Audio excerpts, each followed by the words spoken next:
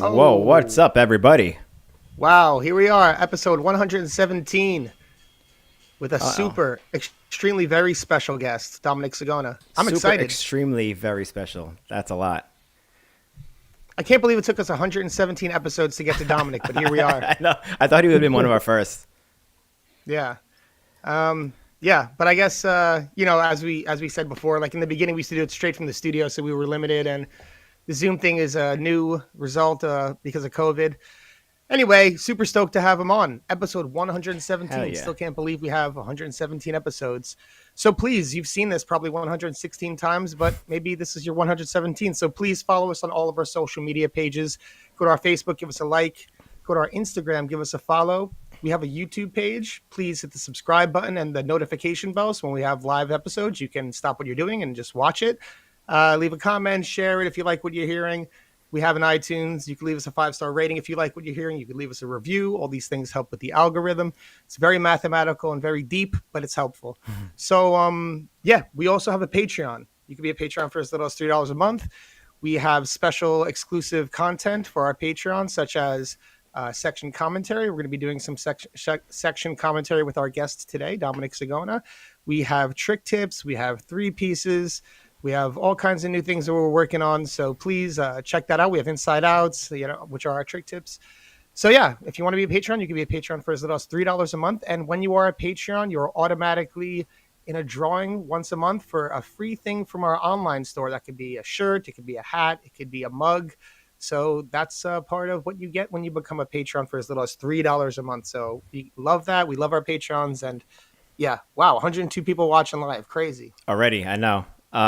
Speaking of Patreon, let's give a quick shout out to our new Patreon supporters. This week we have Johnny Dabian, Jeff Orta, Trey Sowers, Francil, and Stuart Hillier. Thank you all so much for being a part of our Patreon. I just put up a video the other day reviewing the Oxygen 3.1s. Like it was a brand new skate that just came out. So check that out. That. People got a big kick out of that one too. So check that out if you haven't, if you're part of our Patreon community. If you want to join it, there's a link in the description of this video. So go check it out. Let's jump into our WTF this week. We have a super cool WTF this week from Nolan June. I hope I said that correctly, but I'm going to show it now like this, but I feel like you have to hear the audio with it to hear like the tap, tap, tap, because it sounds super cool. Is it not playing? Hang on. Whoops. This justice.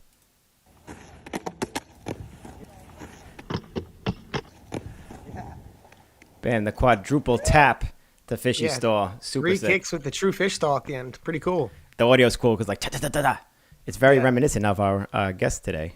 He would do something like that. And that thing is like really.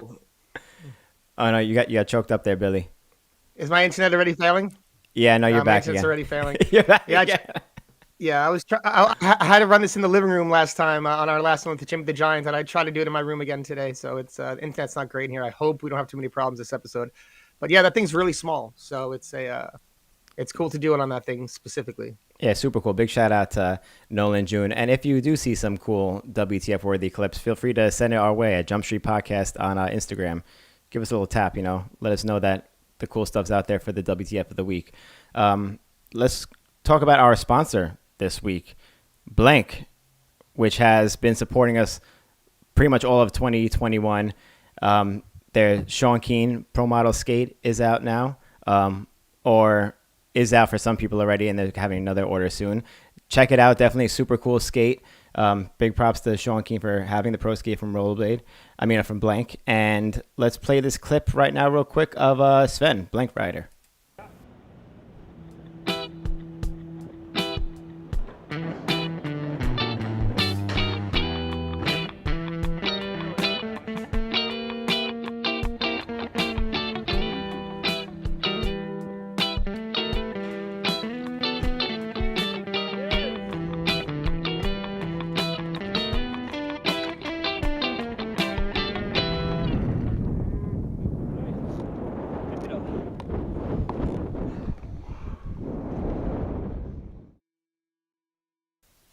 Sven Volker is still killing it after all these years.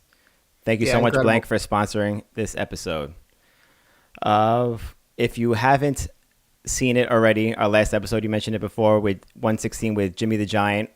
Awesome show. It was a change of pace for our guests. We want to read. I really like that one. Yeah, me too. It was really cool, a different perspective. I was thinking about it before. I was like, well, I'll say it after I read some of these comments from the last episode. We have 4 Down said, was a fan of Jimmy's channel way before he got on Blades. So happy he's now part of our community. That's awesome to hear that people actually knew about him before, because to most people are commenting like, oh, who is he? Like, what does he have to do with skating? But I mean, if you listen to the episode, you understand. We have one more comment from Mylene, I believe that's how you say it. Said, great show, gang. Love hearing someone who's on the fringes of skating with great perspectives and new opinions, which is pretty much the reason why we wanted to have Jimmy the Giant on the show. And I was thinking about it before, and it's pretty cool that we've had like people like Brooke Howard-Smith and Chris Edwards who like pretty much invented the sport that we, do today. And then we have somebody as new as Jimmy the Giant on who's been skating for like a month. It's like the complete opposite end of the spectrum. So it's super cool to hear that. That was really cool to get his perspective on everything, and especially I liked his perspective on YouTube and the approach of how to do things on YouTube. And yeah, it's a really educational episode. I recommend checking that one out. I highly recommend it. Give it 2 thumbs up. Check that one out. Should we just like bullshit to build the anticipation more for our guest? Just like I feel like we should just get in there with our guest. I'm super stoked to talk to Dominic. It's been a long time. I really hope that my internet lasts. Now that I'm in my room, if we have some problems, I'm going to move this straight in the middle of the podcast.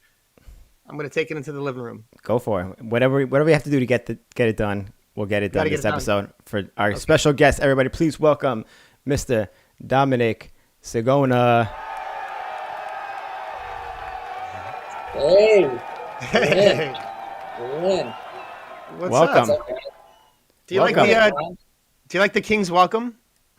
No, I appreciate it, man. Yeah.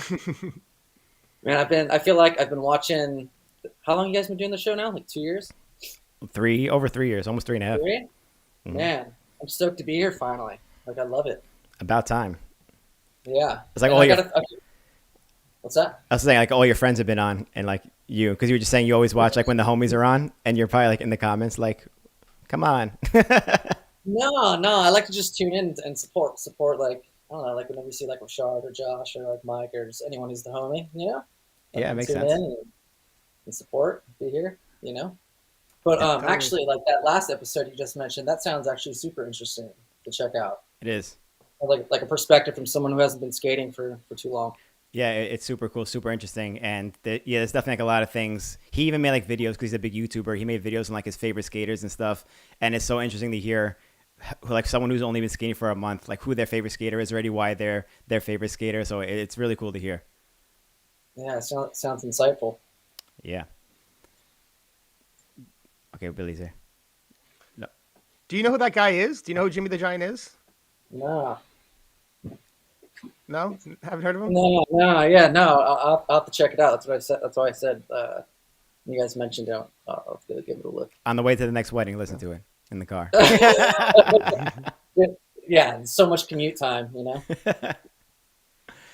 Well, Dominic, it's really awesome to have you on the show. It's good seeing you. We've been friends a long time, so it's always good to catch up, whether it's at the Blade Cup or just like chatting in a format like this. But, a lot of people are here watching live. A lot of people are going to be watching afterwards, but many know you, some don't. It would be cool to get into the beginning of your introduction to skating, because I remember my time first seeing you was Elements 2. And like during the Elements 2 time, that was my first time you doing like top soles to true top soles on I like that rail in Santa Ana and the USD skates. But yeah, so tell me about your introduction to skating, because I know you're OG. Yeah. I think I actually started roller skating first, probably around 9 or 10, just like through the complex. And I guess like kind of thinking about it now, it's probably what influenced like a lot of my approach towards skating in the later years, like a lot of like the whole swivel thing and all that. It was just like a lot of roller skating around the complex, our apartments. But I guess kind of fast forwarding to the Elements era, I think the whole like the initial, I guess, blow up during that time. Oh God, I don't remember exactly where it started. I remember I got a call from Joe Navron saying that he wanted to do a section with me. I think I was already familiar with his work, or yeah, I obviously was. So that was pretty huge. It's kind of like getting like a, I don't know, it was a big deal at the time. It felt like, to get that call. Um, so I think that's where that section came about. But I don't think any of that would have started. Like I kind of came up skating. Like my crew was like Charlie Ashby, Ryan Delancey, my old friend Dave Hong, like Wes Richmond. He's like actually my business partner now. We own a DJ company that we run together, Wes and I. But it was like through Charlie, he had actually introduced me to like Randy, because Charlie lived close to Randy. So like they would skate all the time, and then I ended up meeting like Randy and Louie and Josh like secondhand, and I think that's really what kind of like jump started my career. What's that? Yeah, I remember reading like your older interviews back in the day in Daily Bread, back in the heyday, and you saying like, because you had such like a unique style, and I remember like there was a lot of really good feedback to it, but a lot of the time it was so early in it's like what was happening that some people didn't know really how to take it. But you always reference like as someone you looked up to in that time was like Josh Petty was a big Yeah. influence. Why was that? Why was that? And what was it that he was doing that was different from everybody else? Bro, it was strictly Josh Petty's like, and I mean this in the very best way possible. Josh is like my brother for everyone who doesn't know, but it was purely like catering, I think, to Josh's ego that got me sponsored, because I wanted to skate like Josh to the very tip of the tee. Like, go skating, I had my Fifth Elements with like 5 tongues stacked in them. I'd like get off a rail, yeah, get off a rail, and I'd get off. I'd be like, did I look like him? Did I look like Josh? So literally, like, trying to skate like Josh to the tip of the tee. Um, like baggy like cargo pants and all. And then, so I think running into him and Randy like at a school in Fullerton, like Charlie had brought them to a session. I literally think, Josh saw someone that was like skating like him. So I think that really, that's why he took a liking to my skating. So I think that was like really a jump start as far as like getting like second regime and everything like that. And obviously like Randy and Louis are great and everything, but I think at least that was like the catalyst for that was Josh saying, "Oh, he looks like me." So wanting to, that's probably what made him like my skating. Anyway, Did he say he actually liked your skating, or he specifically said you skate like me? no, I don't remember. It was so long ago. Right, right. No, So I was saying it yeah, would have been funny if he was like, "Yo, you skate like me. That's the best." yeah. I don't remember the exact the exact details, but it was something Yeah, to that extent. that's a good way to get in. Just skate Yeah. just as good as all of them. I mean, I feel like that's like how it is Yeah, with anything I in can see that life. being part of it. Yeah, I feel like that's how it is with anything in life. Like if you're trying to like get hired by a certain company or something like that, like you need to make like a reel or a product that's going to cater like to like their demographic or like their product or like what they make. And obviously, like looking at it in hindsight, that's probably what worked with Second Regime at the time. Somewhere along the way, though, you kind of obviously became a separate skater than Josh, and you were starting to experiment a little bit with, like you said, like the swivels and the cess slides and just different things, like the different ways of doing fish brains and things like that, like in concentration and these videos. Like, where did that inspiration come from? Because that had a huge impact on the way people approach skating. There was even like that second regime like ad for like roller breaking. Remember, there was like a kind of Yeah. you did like the half cab sole to like thread the needle and all that stuff. So I'm just curious because that takes like a lot of confidence in a time when people are skating one way. I think it was a very set way of skating, like certain set rules. And so yeah, where did that come from and all that? Yeah, I don't think.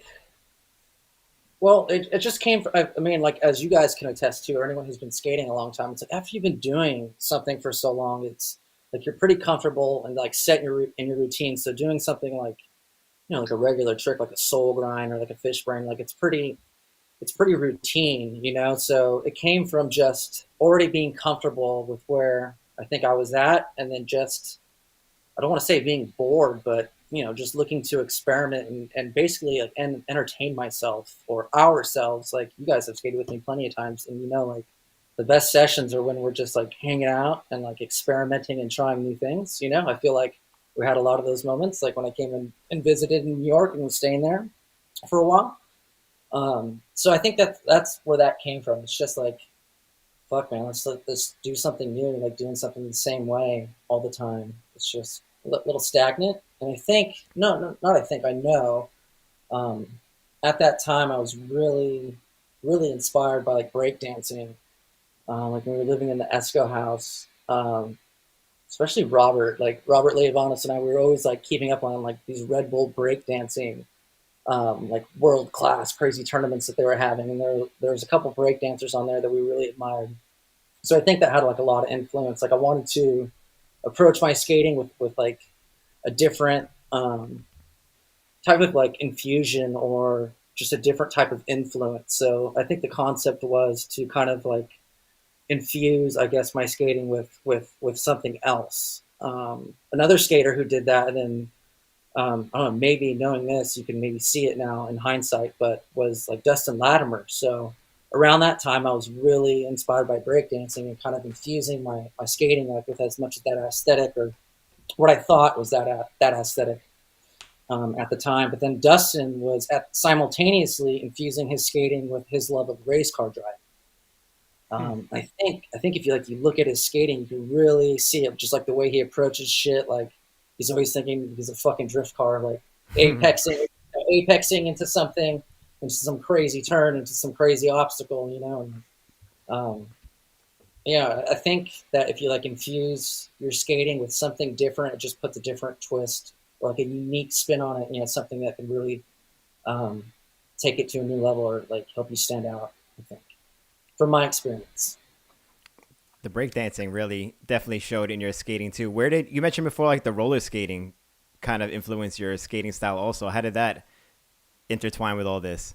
Were you like a dancing roller skater? No, not that much. It was just like, I think that was like before I had rollerblades, so it was just like a Christmas present for my mom at like 9, and it's just like Christmas morning, and you're going out and playing with your new Christmas present. So that happened to be a pair of roller skates, and then the following year it was a pair of rollerblades. But on roller skates you can't grind or do anything like it was a lot of carving and turning. So I think that was kind of the genesis of that anyway, or at least my first experience on wheels was that, basically. Thinking back on it now, anyway. Right. Yeah. It's really. I remember my first time skating with you was in Philly. You guys were on like a USD trip. Skated Temple. Oh, God, no. Just keep going. Okay, cool. You got. Okay, cool. Like everyone got out and skated Temple, and like he was like you, Latimer, Petty, everyone, and everyone was just killing it. And you really were a part of that like USD golden era of like those like top guys, like all that great. You guys going to Europe, having like these fantastic trips. What was it like going on tour with all, you being in that group yourself, but with all these incredibly talented skaters of that time, in a time of skating where there was a lot of, there was a lot of good hope and good energy in it. Yeah. I was kind of, I don't want to say like an in-between generation, but I had already, like I said, Josh was my favorite skater. So I'd already been looking up to that generation a lot, like growing up watching videos with Randy and Louie and just, that whole generation in general. So then I guess becoming, part of that era, that was a little mind blowing. Like, for example, for Christmas, one year I'd asked, like, I think one of the only things I asked for was like a bunch of England clothing, which my parents went and bought at our local shop, which was, wasn't even, Hot Skates in Orange. And then next year I was sponsored by England. So that was a fucking trip. But yeah, coming up in that era, I don't know. It was just that was a super, I think that goes back to what we were just talking about, experimental. Like that was just super like experimental time. I feel like we were figuring or just like trying a lot of new things with skating, whereas like the era before, you know, maybe jumping back to like Arlo and Brooks era, like they were just figuring out how to use skates, you know, like what are they actually physically capable of? Like there's space between wheels and like they have space on their sole. But now like we already had products that were functioning. So I think during that era, a lot of like skating or like a lot of the pros during that era were like, all right, so now like what else is capable of what else are we capable of doing with these newer, more advanced tools? So I feel like that, you know, that kind of added to it, I'm sure. Yeah. And then jumping to like your tour question, I think I was like 16, 17 at the time, like still in high school. I ran away from home, from my mom's house, went and like lived with my dad. Um, so it was a little rough during that time, but I was on tour a lot, kind of partying a lot. But like doing that was definitely like standout. Like I mean, when you're 16 and like you're on crazy tours, like doing like this USD Solomon tour, that was wild. And just like doing weeks at a time out of the country. Like just like I just bail from high school. Like I'm going on tour. See ya. Yeah, that was a fucking trip. But my teachers were always stoked because I'd come back and I'd show magazine covers and shit, or like I'd like bring a pair of skates, have my name on them, and put them on their desk. They'd be like, "Oh shit, all right, he's doing something." So, I think I don't know. I think it's just mostly That's kind of I was about to say that's pretty interesting. Can we expand on that a little bit? So you were yeah, skating in high school, you're partying, doing your thing, you're sponsored, you're getting pro skates, you're going on tours. I remember for one ad, like a K2 ad, I think you had to leave in the middle of class to go shoot it. yeah. Um, so you're in high school I want to having hear this that experience. story. Yeah, you're in high school having this experience. Like, what are your peers acting toward you? How is it like with your teachers? And you said you had to run away from home. I don't know if your mom didn't like this path of skating. What was this? Can you expand on this whole situation? Yeah. My mom was just strict. She just wants the best for me. But a lot of that was just like clamping down. You know, she just wanted me more to focus like on schoolwork and stuff like that. But like we had moved a lot, so like going from one school to another, I ended up failing or like not being as caught up in the curriculum as I should have been. So just doing bad there. So as a result, she grounded me, took my skates. But I ended up hiding skates in my in my sock drawer for. I actually got. I think they were a pair of. I think they were fits. Like I bought them from Charlie Ashby. I actually hid them in like my sock drawer for like a year and a half. And she'd go to work, and I'd come home from school. I'd take them out, go to the school across the street and practice for an hour or two before she got home. Come home and put them back in the What? drawer. Yeah, I did that for like a whole year and a half, dude. Wow. Your mom didn't even know Yeah, you skated for like a year and a half.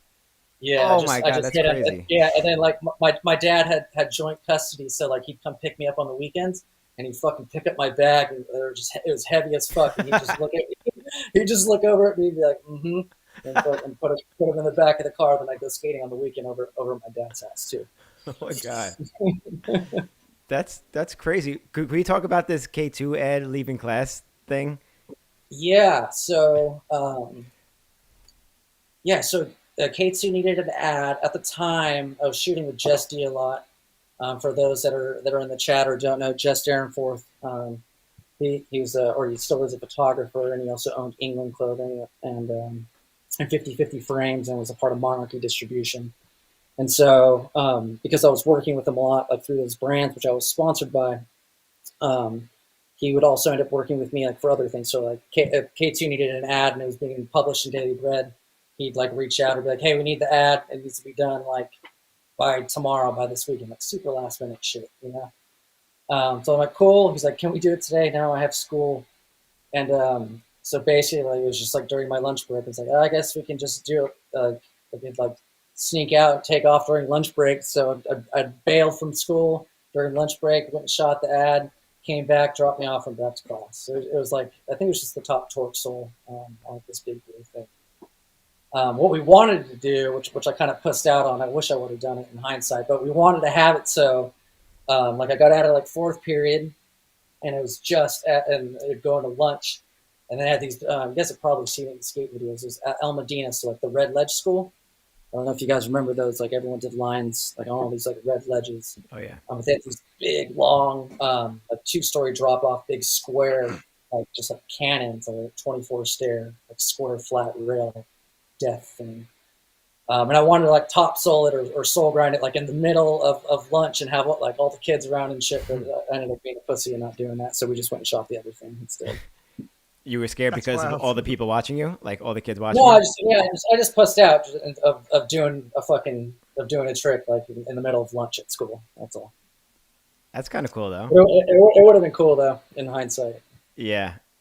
Yeah. Yeah, that must have been Oh, cool yeah. in high school doing that though, like going on tours and stuff, like with some of your idols, I guess at the time. It's really young.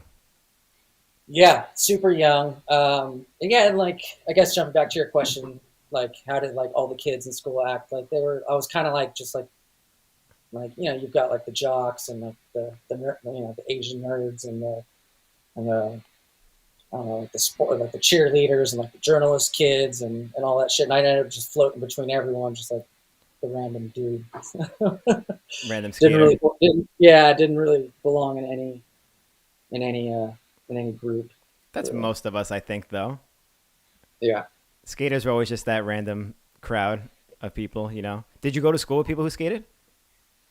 Yeah, there's a couple. Yeah, I went to school with John Perez. He worked at England for a while, and he's still in the scene. You guys have probably seen him or know him. And there's a couple other kids that I skated with, but like during that time, I was mostly like skating with like Charlie and Ryan Johansson and stuff like that. And then that transitioned into that whole story, the whole second regime story. Mm-hmm. So I know like you shortly after moved in with Abdil for a while, right?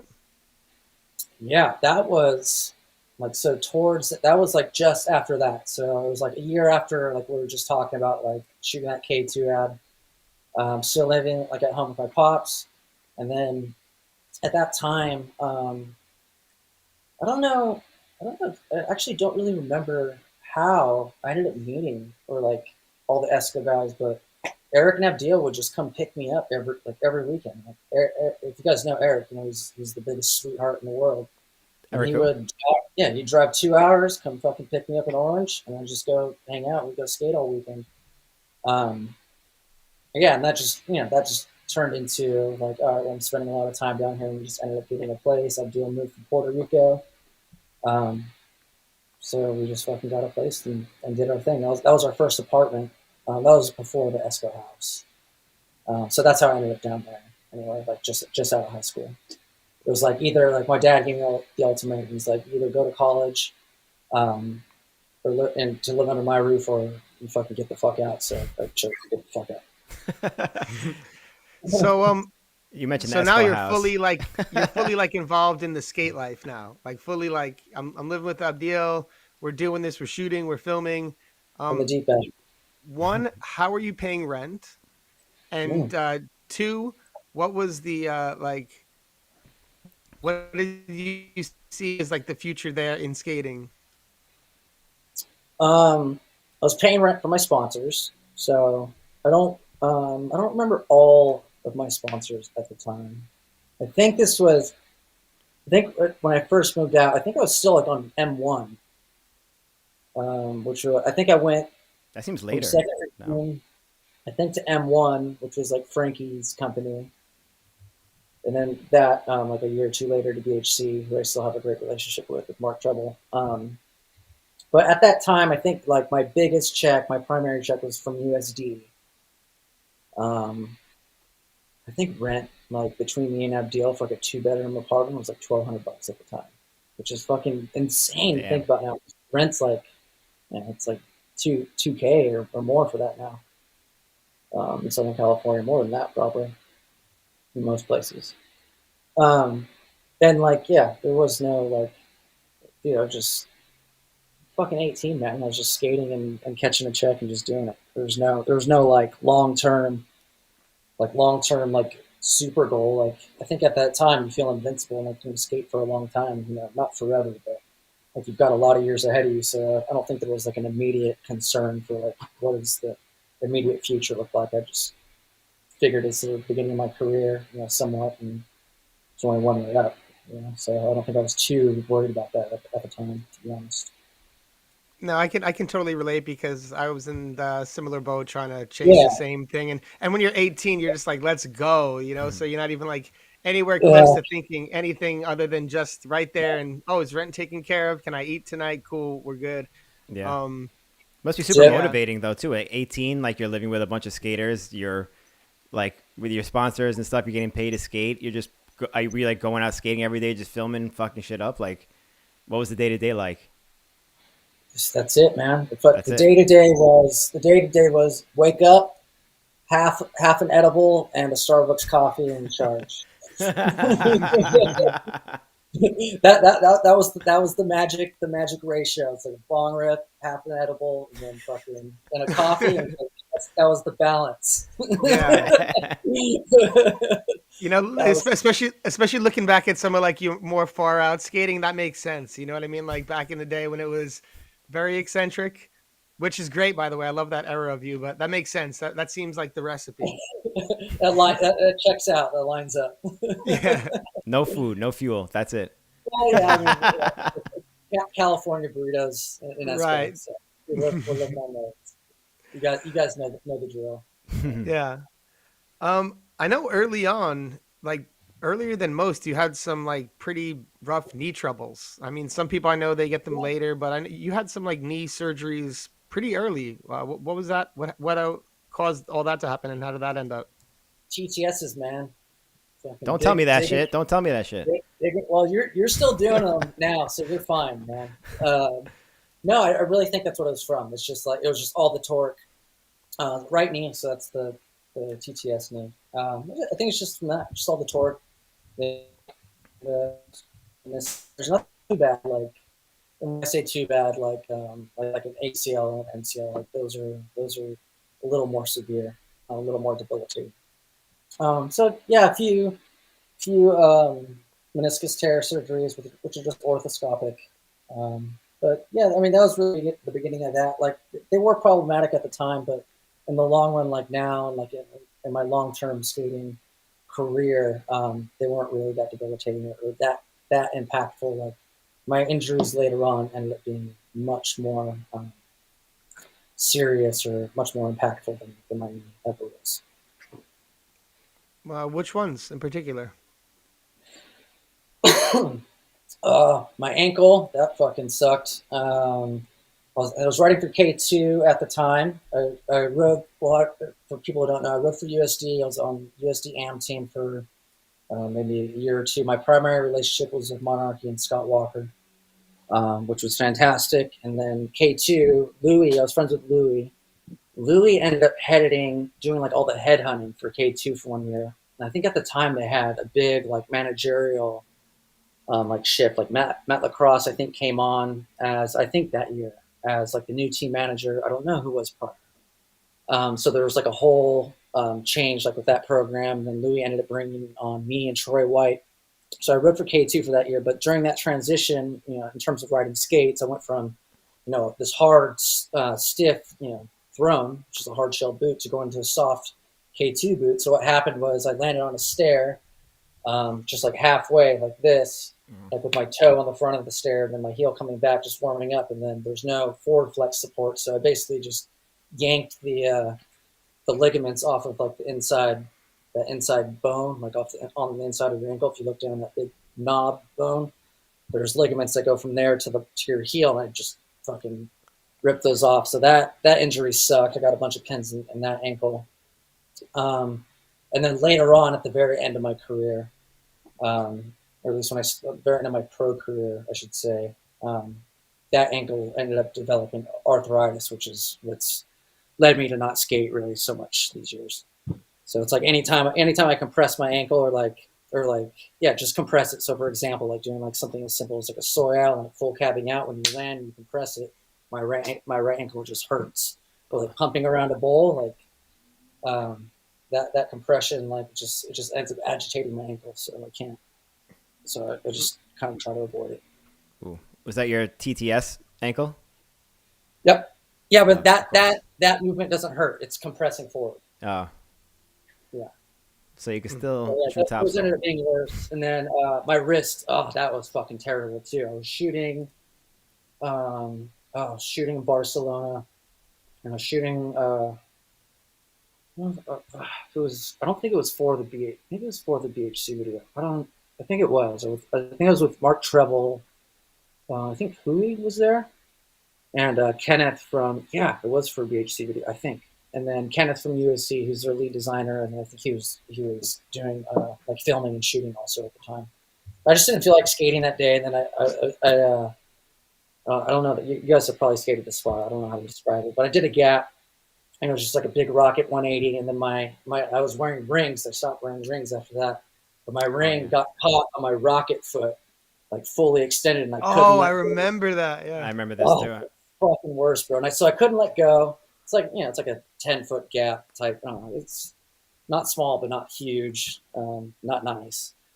So my ring couldn't let go of my rocket foot, and I'm just sideways, like fully extended parallel, and I just did the whole gap and just landed like that. And so this wrist, which was on this side, the side that I landed on, like sideways, I just landed on that and just like shattered my whole hand, dislocated my wrist, tore the Oh, ligaments, just fucking destroyed it. So I go to the hospital. The doctor there tells me that, oh, you have a broken hand. So she just casts me up and sends me off. She probably, looking at it in hindsight, she didn't want to fucking deal with me. I'm some American kid in Spain. She's like, this guy's fucking destroyed his hand. He needs a full thing. And, she didn't want to deal with me. She's like, oh, you have a broken hand, go home. So that's casted for a month. I take the cast off a month later. And, me and Beth are looking at it. My wrist is just like my arm's dumb long. It's like way longer than my other one. My wrist is all extended. It healed like out of place with the ligaments torn. It just healed all fucked up. So I had to get my wrist completely redone, like a full reconstructed hand wrist surgery. Thankfully, got lucky. I ended up like with a really great doctor, but that just fucking destroyed my wrist. So that this thing doesn't bend. That's as far this way that this one goes, and then this one doesn't go back. That's as far back. I mean, it should ugh. go like this, but this only goes to there. I Wow. I So never these, it's been the wrists, which has been, they're so bad. I never heard of an arm getting longer from a wrist injury. You never had yours heal out of place and dislocated for a month. So I guess not. That's crazy. I can relate that with the Mm. wrist. My wrists are terrible too, and they don't bend like certain ways, yeah, and it's horrible. yeah, I think that's like my number one concern with skates. Like I just don't want to fucking fall my wrists again. Like they're the worst. Like the ankle I can get by. I can just skate a park and shit, and I'm fine. I can do some grinds and stuff. But it's like the wrist, dude. Ugh. Yeah, I know with you we could actually get into a few injuries because I know you had some injuries like you just spoke about that like have plagued you, especially like toward the end of your career that were kind of troubling you. But we can come back to that. I want to talk about the unique thing how you're one of maybe I don't know three people who bladed who were really into drum and bass, and not only that you were a drum and bass DJ, so that puts you in an even smaller bracket. So, how did you get into that?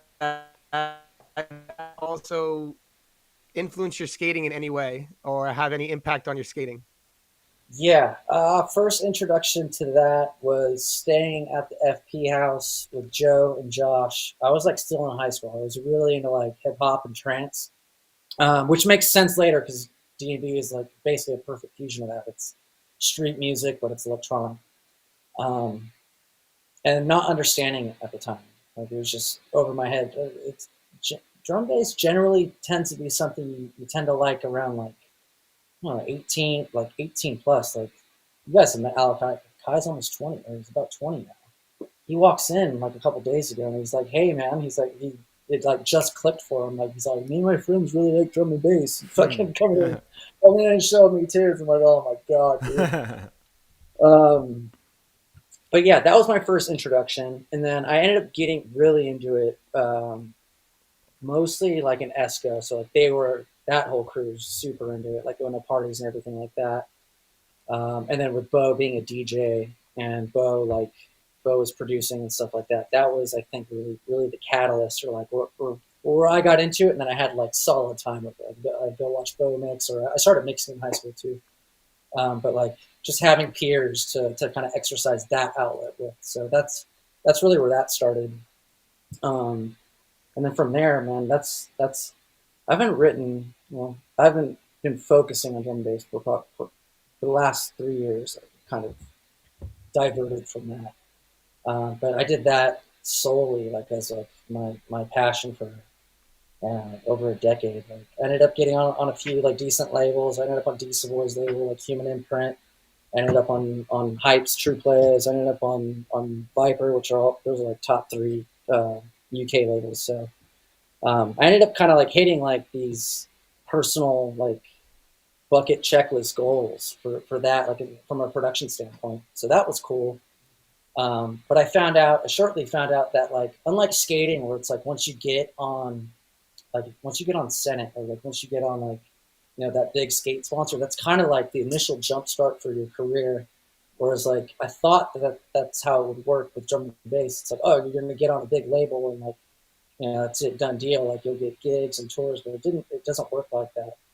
And like being like a traveling drum and bass DJ, like that wasn't always the end goal. The end goal for me was always to produce music. Like I like the craft. So I don't know. I just ended like after it just I wasn't frankly I wasn't gonna make any money like doing small local drum and bass gigs. Like it's tough. You have to be like on a big worldwide festival circuit, and like that you have to be like within the top 5 percentile and like be AAA, and that's a whole nother ballgame. It's all networking, and that's a whole nother thing from just being like a grassroots like fundamental like producer. You know what I mean? Like that's a whole different animal. Really. Yeah. I remember don't know like if that or not. No, it does. And I really like you put me onto a lot of stuff that I thought was great. I really liked a lot of the music you made. I remember like one song like Solaris was a pretty cool song that you made that I used to be like, oh, this is cool, and show it to my friends. I liked some of that stuff. But no, it was funny you said back in the day, you're only into things that don't make money. Rollerblading and drum and bass back in the Esco house. I thought that was Yeah, there you go. a funny thing to point out.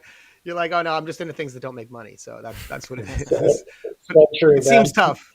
Yeah. It's so true. So true. You mentioned something before. You said something about being on Senate, and weren't you on Senate for like a week? Yeah. Or something like that? How you on Senate for a week? Because the Senate was like the biggest company. I mean, maybe it wasn't at the time. That's why it was so easy to just like leave. But because I think you went to Second Regime or something like that, right?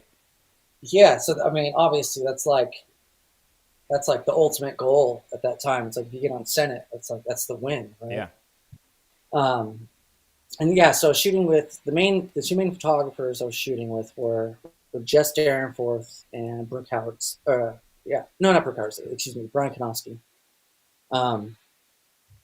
And because they live local, and so with Brian's relationship with Senate, he ended up asking me if I wanted to ride for him. I was like, fucking yeah, of course. And so that lasted for about a week because at that time I was also skating with Josh regularly, and he's like, "Hey, no, we need you on Second Regime." And of course, when your idol / mentor is like, "Hey, I need you to ride for my company," you're head over heels and you're down for it. I'm like, "All right, cool, let's do it." And he ended up calling Brian or BK for me. He was like, "Hey," he ended up breaking up with Senate for me, so I didn't have to do it. Long story short, so that's why that only lasted about a week. Well, I feel like at that time it was definitely the right choice because Senate was probably already on its way out at that time, if I'm correct. Yeah, I mean, either was a good look, but like at that time it was like, three of the most prominent figures within that outfit are doing their own thing, so it's like, oh, this is going to be the new thing, so. Yeah, exactly. I saw that as a decent move anyway, at least from, as much as an 18-year-old can see at that time. It seems like the right move, definitely, because I don't think Senate really did anything else after that. But, Second Regime had a insane team. They came out with a couple of sick videos. Vinny was on the team. Louis, it was like a huge, huge deal at that time. So it was like kind of the new Senate at that time. Yeah, that's how I Second Regime. So. It was the Second Regime, literally. Hence the name, right? That's why. Yeah. I'm actually going to bring something up. This is for like the OG viewers who might know about this. But back in the day, there was a beef between FP and John Ortiz, if I'm not mistaken. Am I right? And that had something to do with you. No? It's news to my ears, man.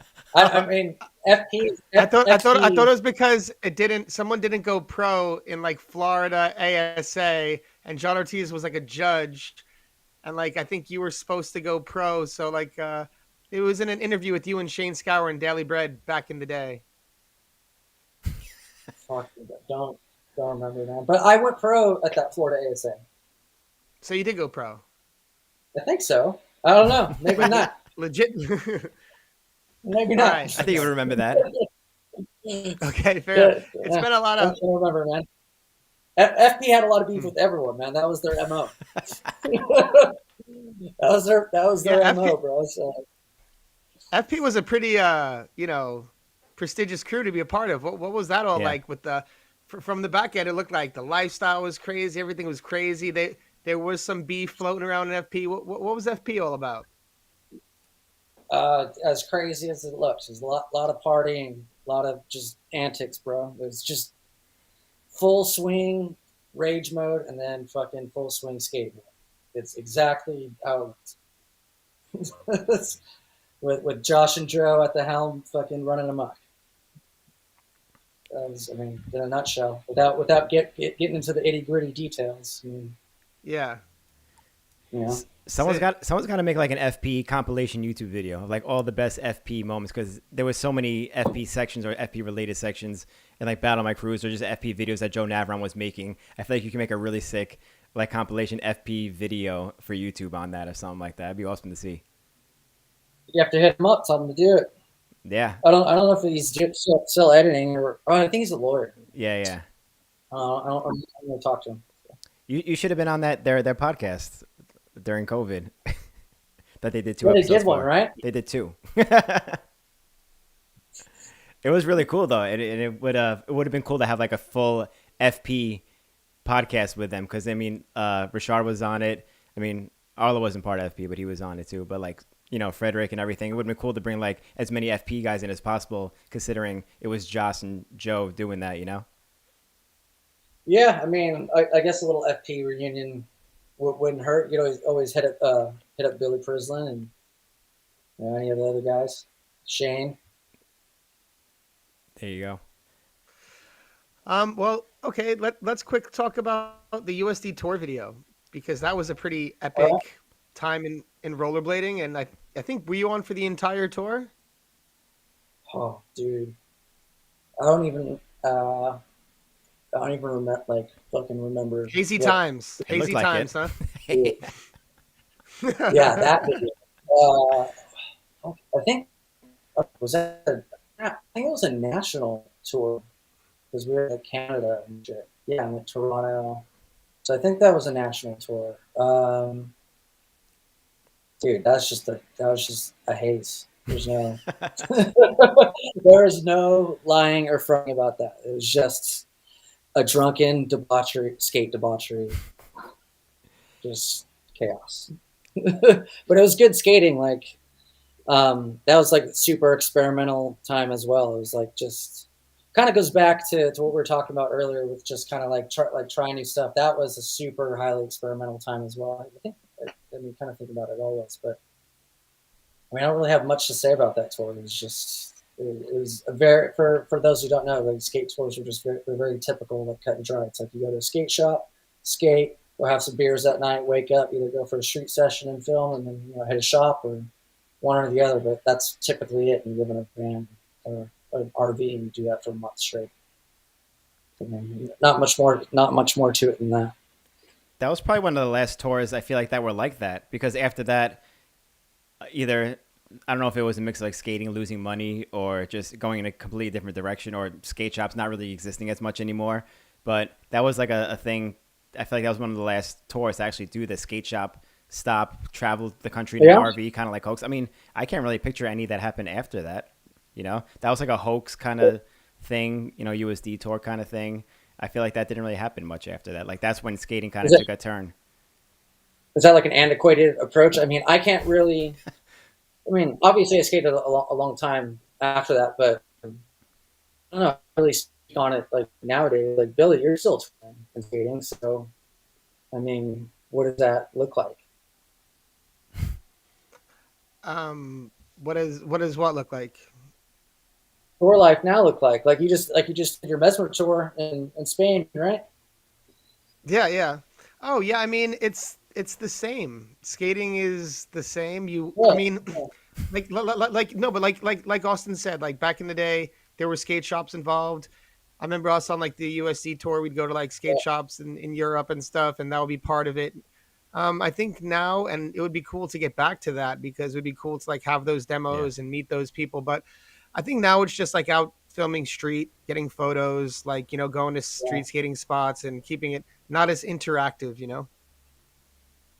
Yeah, there aren't any shops to have like a checklist to hit every day and stuff like that. And not as I guess there's a lot of like cement parks now. You could have like demos at, or at least like gatherings. That's what I feel like it'd Yeah, we mostly need be. demos. I feel like it'd mostly be that find a skate Right? park in the area somehow and just take it over, just come through and post like on Instagram or Yeah, something like the whole USD tour, the whole Mesmer team is going to be there, whatever the hell it is, and do it like That's it. that. That's the way to do it yeah. now. That's a good look. I Stop mean, I giving guess our they kind stop of have giving our stuff away. it. I mean, I guess About they to kind do of have that that. for sure. We have like Wednesday night skates and shit like that, right? Yeah, exactly. Yeah, that's kind of like Yeah, Dominic's a new Mesmer manager now. VP. perfect. Dom VP. that. Perfect. Billy's already dealt with me as USG team manager, and that lasted about a whole year. So I didn't know you were USD team he manager. knows he's in good hands I didn't know you were USD Yeah. team manager. for a whole year. A whole year. How is that in comparison? I think everyone has taken a stab at being USD team manager and lasted about Yeah. a year. I've That's true. heard a few people. That job changed hands a Everyone lot. has for about a year. Yeah, So I did it too. I didn't know you were a team manager also. So what's it Yeah. like being Yeah. USD team manager compared to being USD pro or whatever? Like obviously more responsibilities, but like is it worth it? Like You make $200 more, but you book all the flights. $200 more, that's it? Yeah, probably, yeah. About. No, it's Damn. like, if you've seen any of those like mob documentaries, it's like the boss, the underboss, and like the captains, like the underboss deals with the captains, and then you kick it up to the boss. It's like that. Like you manage the team, and then Yeah. if you go to Matthias for like the managing that's been done, so he doesn't have to talk to everyone directly. Yeah, It's yeah. like you're a filter. Yes. Yeah, I get that. Middleman kind of. Yeah, for a few $100. Yeah. You book everybody's flights for $200 a month. Oh my god, dude! We used to have so many funny, like, crazy stories about like, or just the arguing about the money at USD, and like always like there would always be injuries and like, can you produce? Because it was like I think early times in figuring out how to like pay people, and there were so many people, so many things. That was funny time. Yeah, that was a whole nother thing. Yeah, but I mean, but for the record, fucking Matthias is awesome. Like, He's the best.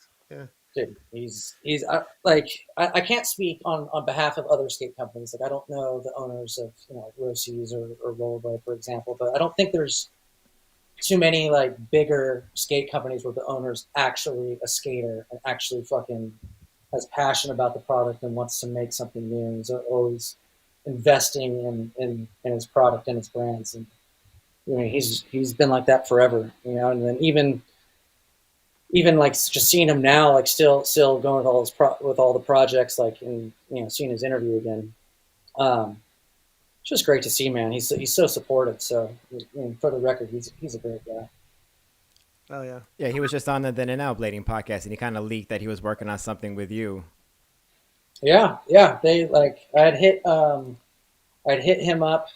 When was this? Maybe like a few years ago. And like I hadn't talked to him for I don't know, maybe like for years, like probably like 6-7 years, like after I basically like just stopped skating for them and stopped focusing on pro skating. And I hit him up, dude, to cash in my checks. Like, hey man, I need some skates.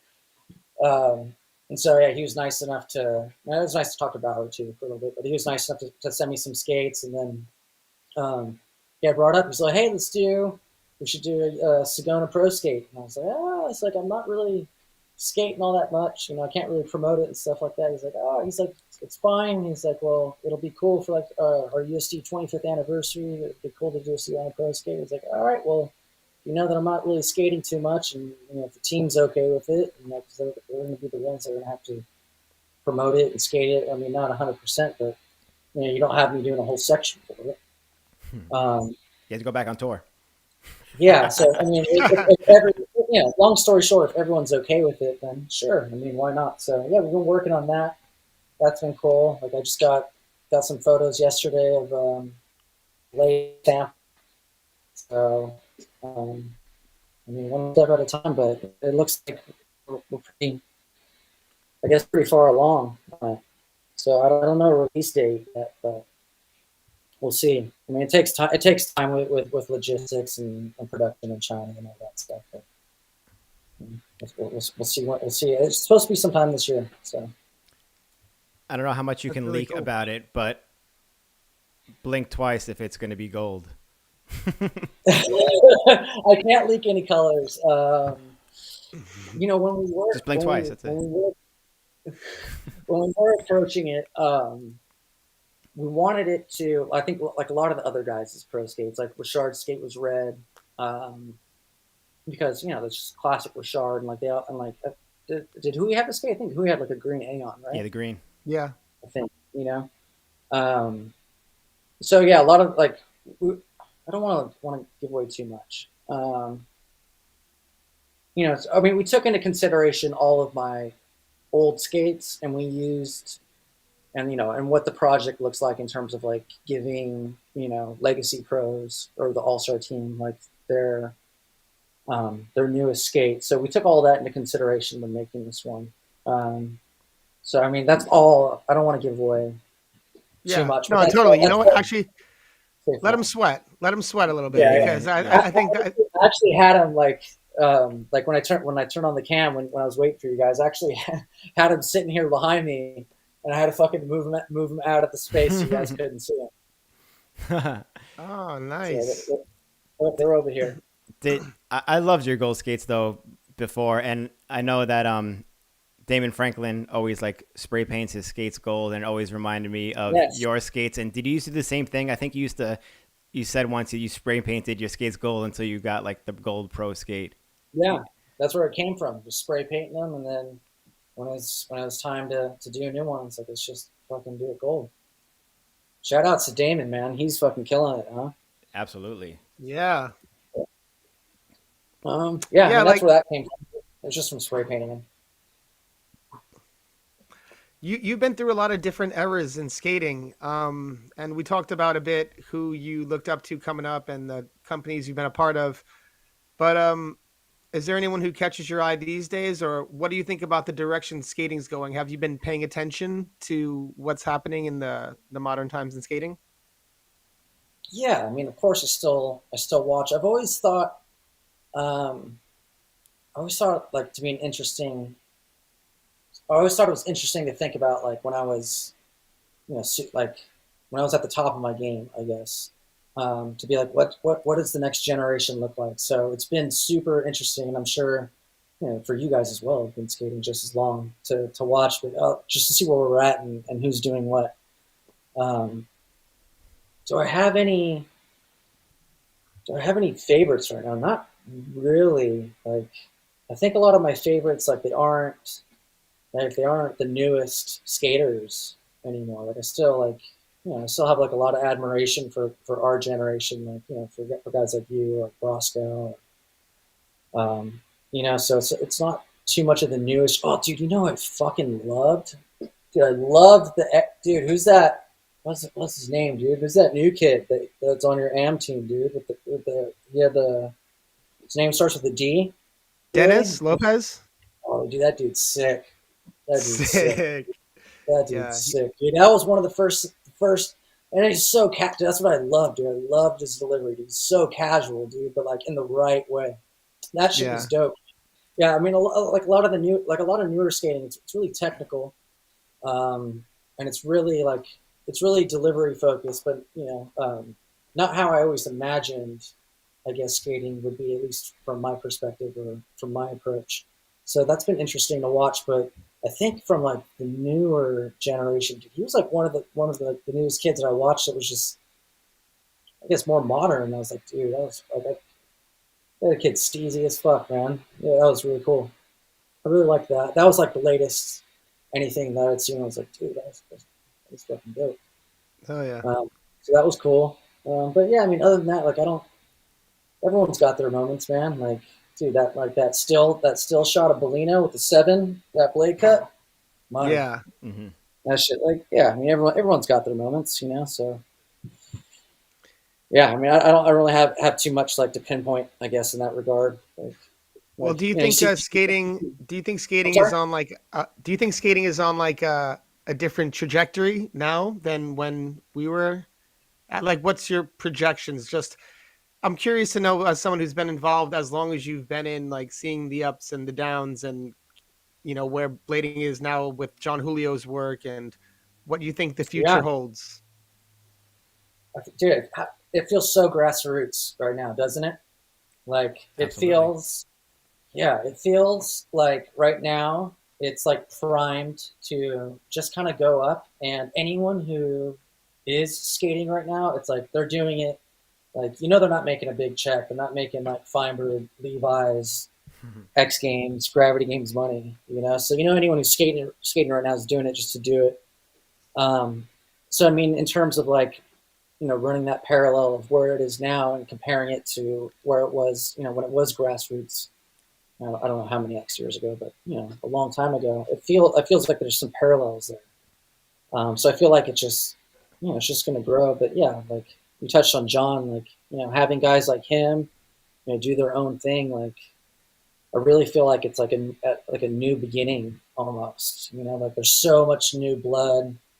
You've got all the guys that have been doing it for so long now, kind of putting their foot down and making the industry theirs. Everyone's kind of like starting their own companies. Like you got Mantra doing Icon, and Julio them, and you're doing your thing. And Frankie's, he's got his own branding. So it's cool to see everyone kind of like having their own brands and their own images, and everyone's fostering their own talent and their own flavors. I mean, it seems like a new beginning a little bit, and especially also like, yeah, it just seems like a new beginning a lot. Yeah, I What feel do you like think? What do you guys think? you said it pretty I much think right. I mean, I think so. I feel like I feel like a lot of the attitude for a long time was we got to bring skating back. Like we got to bring it back. We got to bring it back. And now Mm-hmm. I'm thinking of like maybe it's just to present it correctly for the first time. Like maybe. Mm-hmm. So that's why I like your analogy of like new beginning, because I see it as a new maybe beginning that could be. I don't want to discredit anyone that's contributed in the past, because I'm not saying that, but I'm just saying that I don't think 100%. it was delivered properly then, because it was so immature. So not that the skating and the personalities weren't, but maybe the delivery. And now we have an opportunity to deliver and present in a way like that can show all the history as well, because that's all a part of it. So I think it's all valuable, and I do see it as a new beginning. I don't Yeah, I know. think to kind of like pivot off your point, I feel like it's like, yeah, but like before, like the primary or like one of like the biggest concerns was to like like you're saying, like bring it back, or like somehow like satiate like what we should be, or like where we should be, like maybe in comparison to like other sports. But like, whereas now I feel like, at least from an outside perspective, it's like there's almost like I don't want to say like a don't give a fuck attitude, but a bit of like, this is where we're at now. And it's like almost like that attitude is like, this is what it is regardless, and you're not trying to like fulfill some like weird like void or something. I don't know if that makes sense. Like you're just like, it is what it is, take it at face value, and that is like what the value is in terms of it like being a new beginning, I guess. Mhm. I like that new beginning kind of phrase, because I think that since rollerblading has like been in like the dumps or whatever, like this is the most exciting time, because it's kind of like it's finally Yeah. like we're like, yo, we're taking this shit back now. like you said, like everyone's like they're doing their own thing now because they want to see shit happen. They want change to Yeah, finally happen. So it's like we're finally taking this shit back, you know. And that's like I think this is the yeah. most exciting time since blading has been down, you know, and people haven't been able or pros haven't been able to make a living off being a pro skater. Yeah, and now it's like it's more modern. So just kind of how we are touching upon at the beginning of the podcast, it's like in this day and age, you have to figure out new ways to monetize your sport, but not in a bad way. But for example, it's like now you can have like a big YouTube channel, like you've got like Ricardo Lino doing his thing, or like Jan, or like you guys have your videos. That's one avenue that you can monetize things. You could do video on demand. That's another avenue. Skate brands, although that's um, an older business model or an older way to make money or a more traditional way. They're at least paying riders better royalty now. So it feels like, whereas before when I was a pro skater, like that was my primary concern or my primary job. It was like that was your sole source of income. It's like your pro skate sponsor. But where now is it's like it's a little bit more diverse, kind of pulling from more pools. Mm-hmm. Yeah, it's interesting. It's a very fascinating time, and who knows? Like, by nature, I'm from New York. I'm a cynic, but we still out here fighting, and it's cool. It's an interesting time, and it's cool to be a fan right now too. I like enjoying all of that. So quickly we could pivot away from skating and talk about maybe actually we could talk about skating a little bit, but like your last part that you filmed was it the BHC part or was it the USD in Barcelona part? I think it was USD one. The USD in Barcelona part. So I remember like that was overcoming a lot of injuries, and that was like I think seeming like your last part, like almost goodbye to skating at that point. Like, what was your mindset during that time and transitioning with everything? Yeah, that was fun, but also like hard and a lot of work. I was literally coming out. Yeah, I was coming out of an injury. I don't remember which one it was. Um, but I was living in Redlands at the time, and then Richie and Dustin, Eisler and Warbeski, they were living at the basically the Power Slide house in Barcelona, and just like as everyone knows, Barcelona is the best city to skate in the world. And so just like having that asset there of a house, of a home base to stay at, and then with those guys to skate and film with, it just seemed like a great way to basically have like just to get back on the saddle. So just basically that ended up going from a month-long trip to a 3-month long trip. But it took a while to like get warmed up. Like I hadn't skated for about 8 or 9 months prior to that, and then it was just good to just kind of get immersed and just kind of focus on that one thing for a bit. That was cool. And like after you finished filming that one, were you at a point where you're like, okay, I don't think I'm going to continue this anymore. I'm going to transition away from skating. Like, where were you out after that? Yeah. So what happened was I finished that, and then instead of moving back to California, um, Beth, the wife, she was like, "Hey, let's go to Arizona," and um, so she moved us to Arizona, and I ended up going straight from Barcelona back to Arizona, and that kind of seemed like a no-brainer. That seemed killer. Like Arizona's got great skating. James was doing like the Revolution skate shop thing there, and they had like a nice core scene, so that kind of seemed like a no-brainer. Went back there, but it was like there where I started to develop like those symptoms of arthritis in my ankle. So that like my ankle basically just started hurting one day, and then it just wouldn't go away.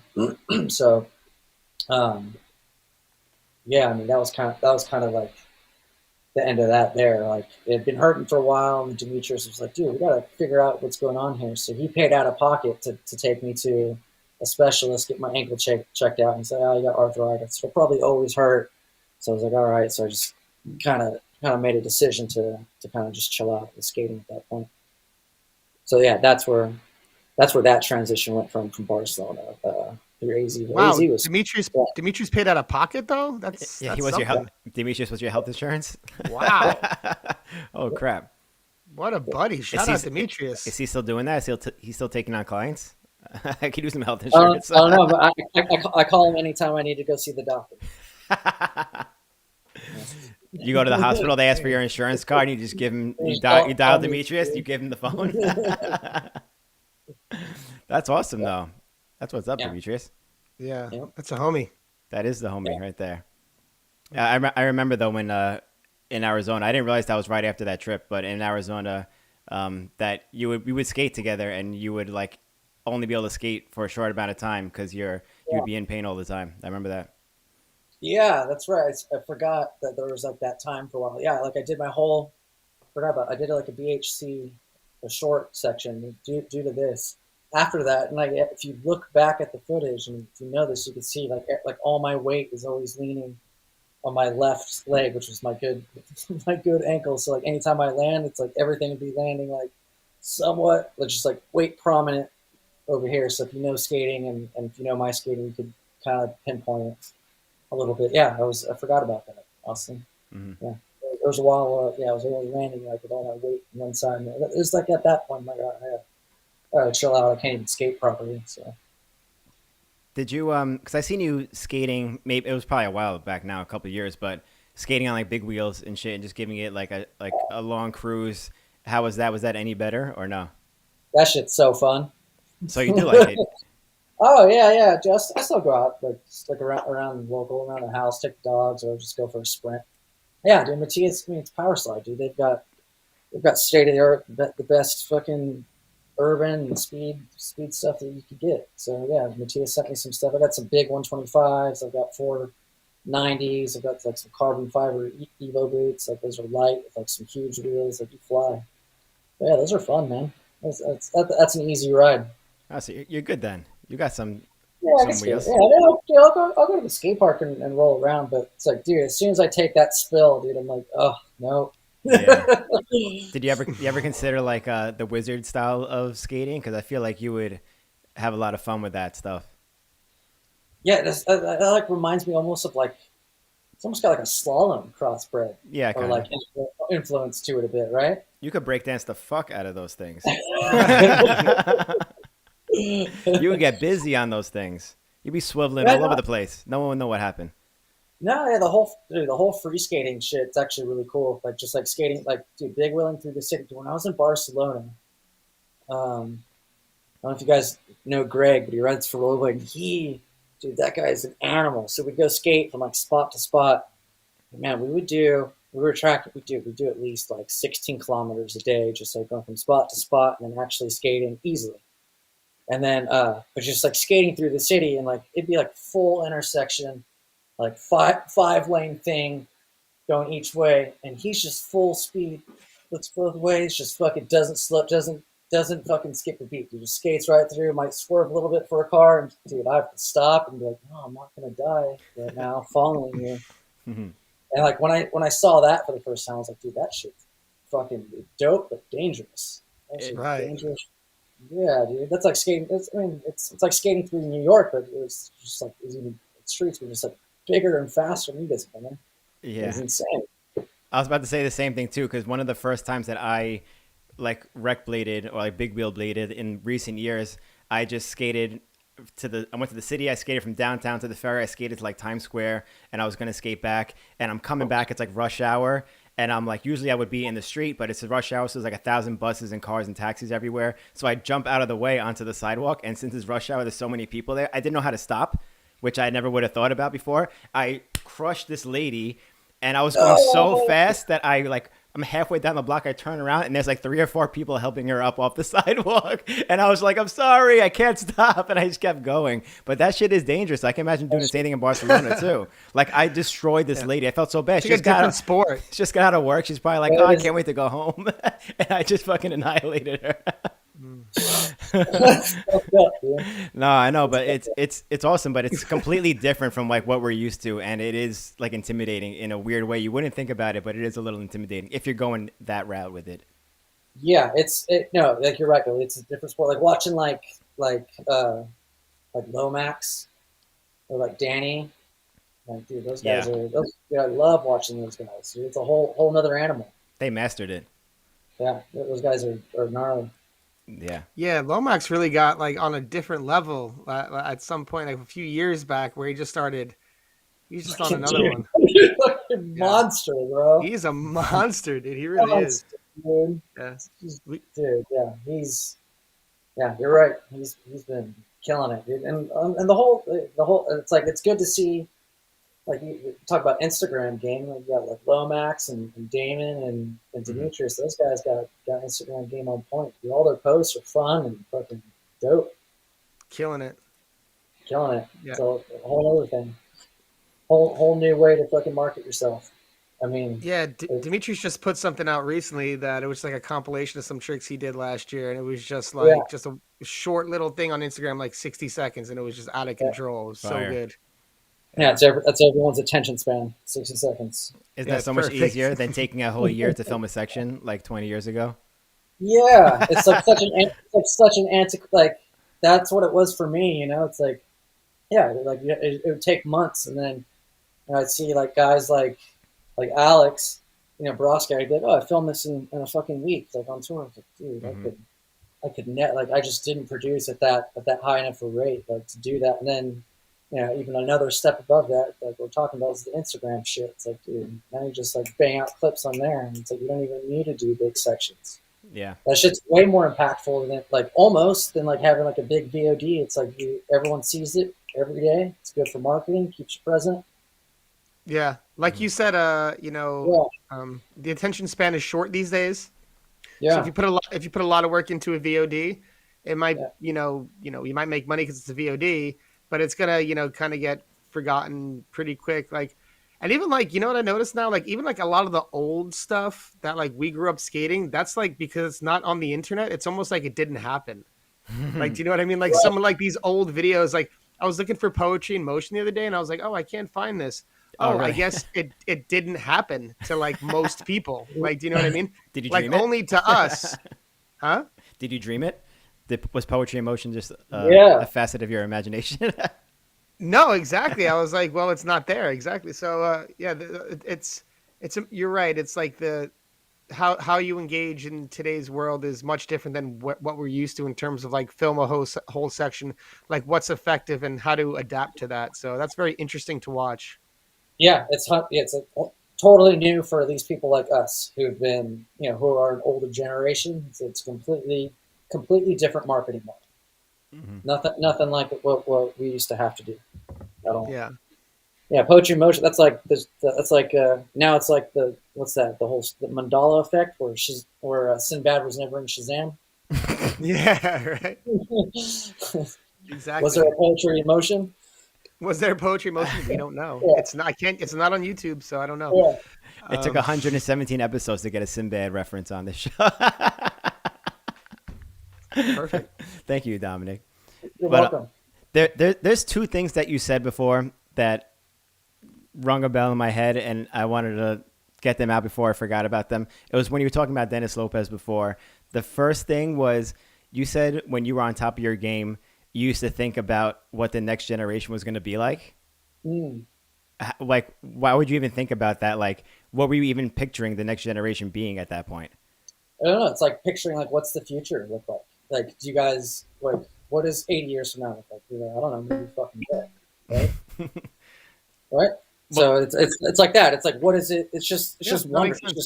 It's just a pure wondering. It's like well, what's what's going to be the hit movie in 2094? So I don't know. I Yeah. won't be here. mhm. But it was very much up in line with that thought. It's like and when you're skating and that's all you're doing, you're a pro skater, and you're at the top of it. Like that's all you're doing. You eat, breathe, and you sleep skating. So it's not very far fetched to think like, oh, what is my craft or what is my sport going to look like?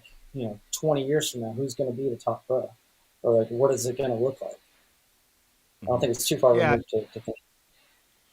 No, I remember thinking about that too, and even I think in some of your interviews, it would be like a point of discussion, like what are people going to do? 720 true spin fish brains, Mhm. because it got Yeah, to the for point sure. where so Yeah. much big stuff was happening at that time. Is Yeah, like, well, whoa, what's after this? What's next? And so it's yeah, I think that was like a normal topic of discussion at the time. sure. I feel like Yeah. everybody's assumptions would have been somewhat wrong though, compared to what actually happened. Because like you just said, 720 true fish. We're like, oh, are people gonna be doing 1080 true fish brains? Like, nope. Right. Like It it just went a kept going completely up. different. Yeah. Yeah. Like that's not how it works though. You know, No. it Yeah, went a well, I completely different mean, direction.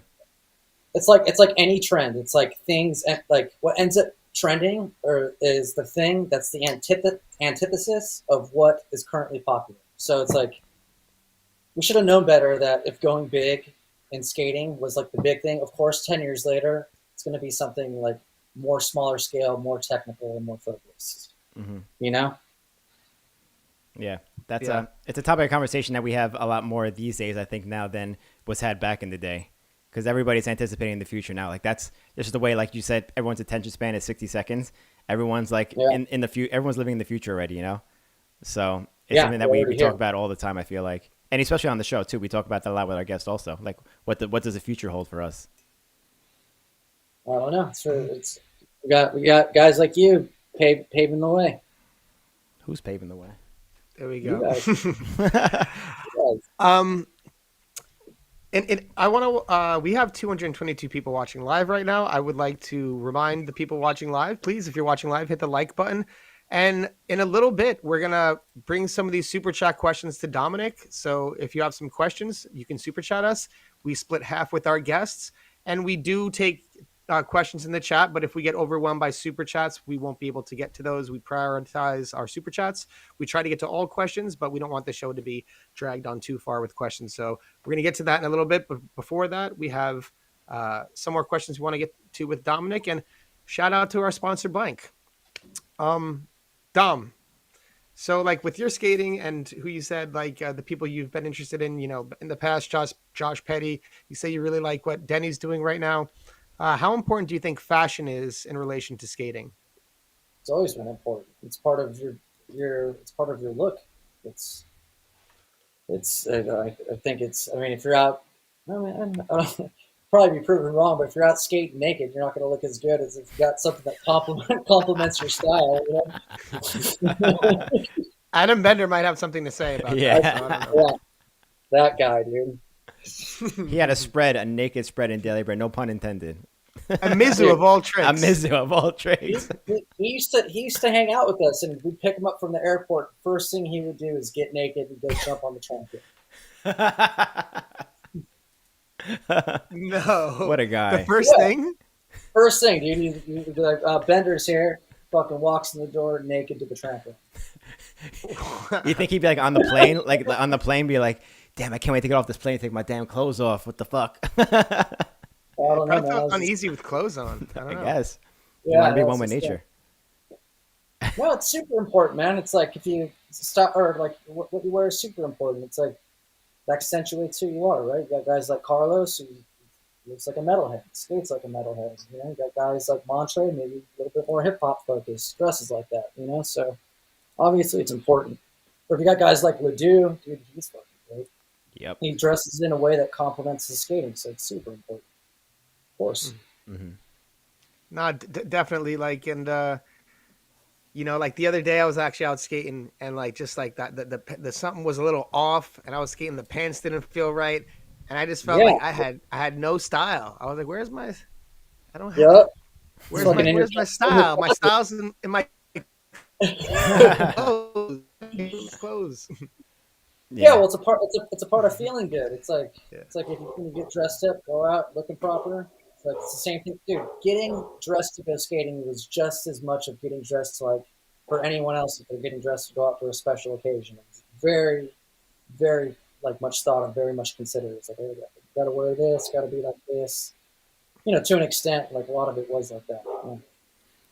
I was completely oblivious to that aspect of your skating. Besides the shirt on the head, I think I was oblivious to the rest of the fashion style. Unless that was part of the fashion. Was that like a conscious decision like that? Like part of the fashion to match your skating? The shirt on the head? That was, dude. Or the that half was shirt? like, The half shirt on? yeah, that was, dude. That was literally a social experiment. In hindsight, it was like I remember like consciously saying to myself, "I'm gonna do something as ridiculous as wear two different color skates, and I just want to see if kids start picking up on it." And then, like, sure as hell, I'm at the skate park and there's kids wearing two different color skates. You know, so like literally in hindsight, I didn't call it a social experiment at the time, but it was.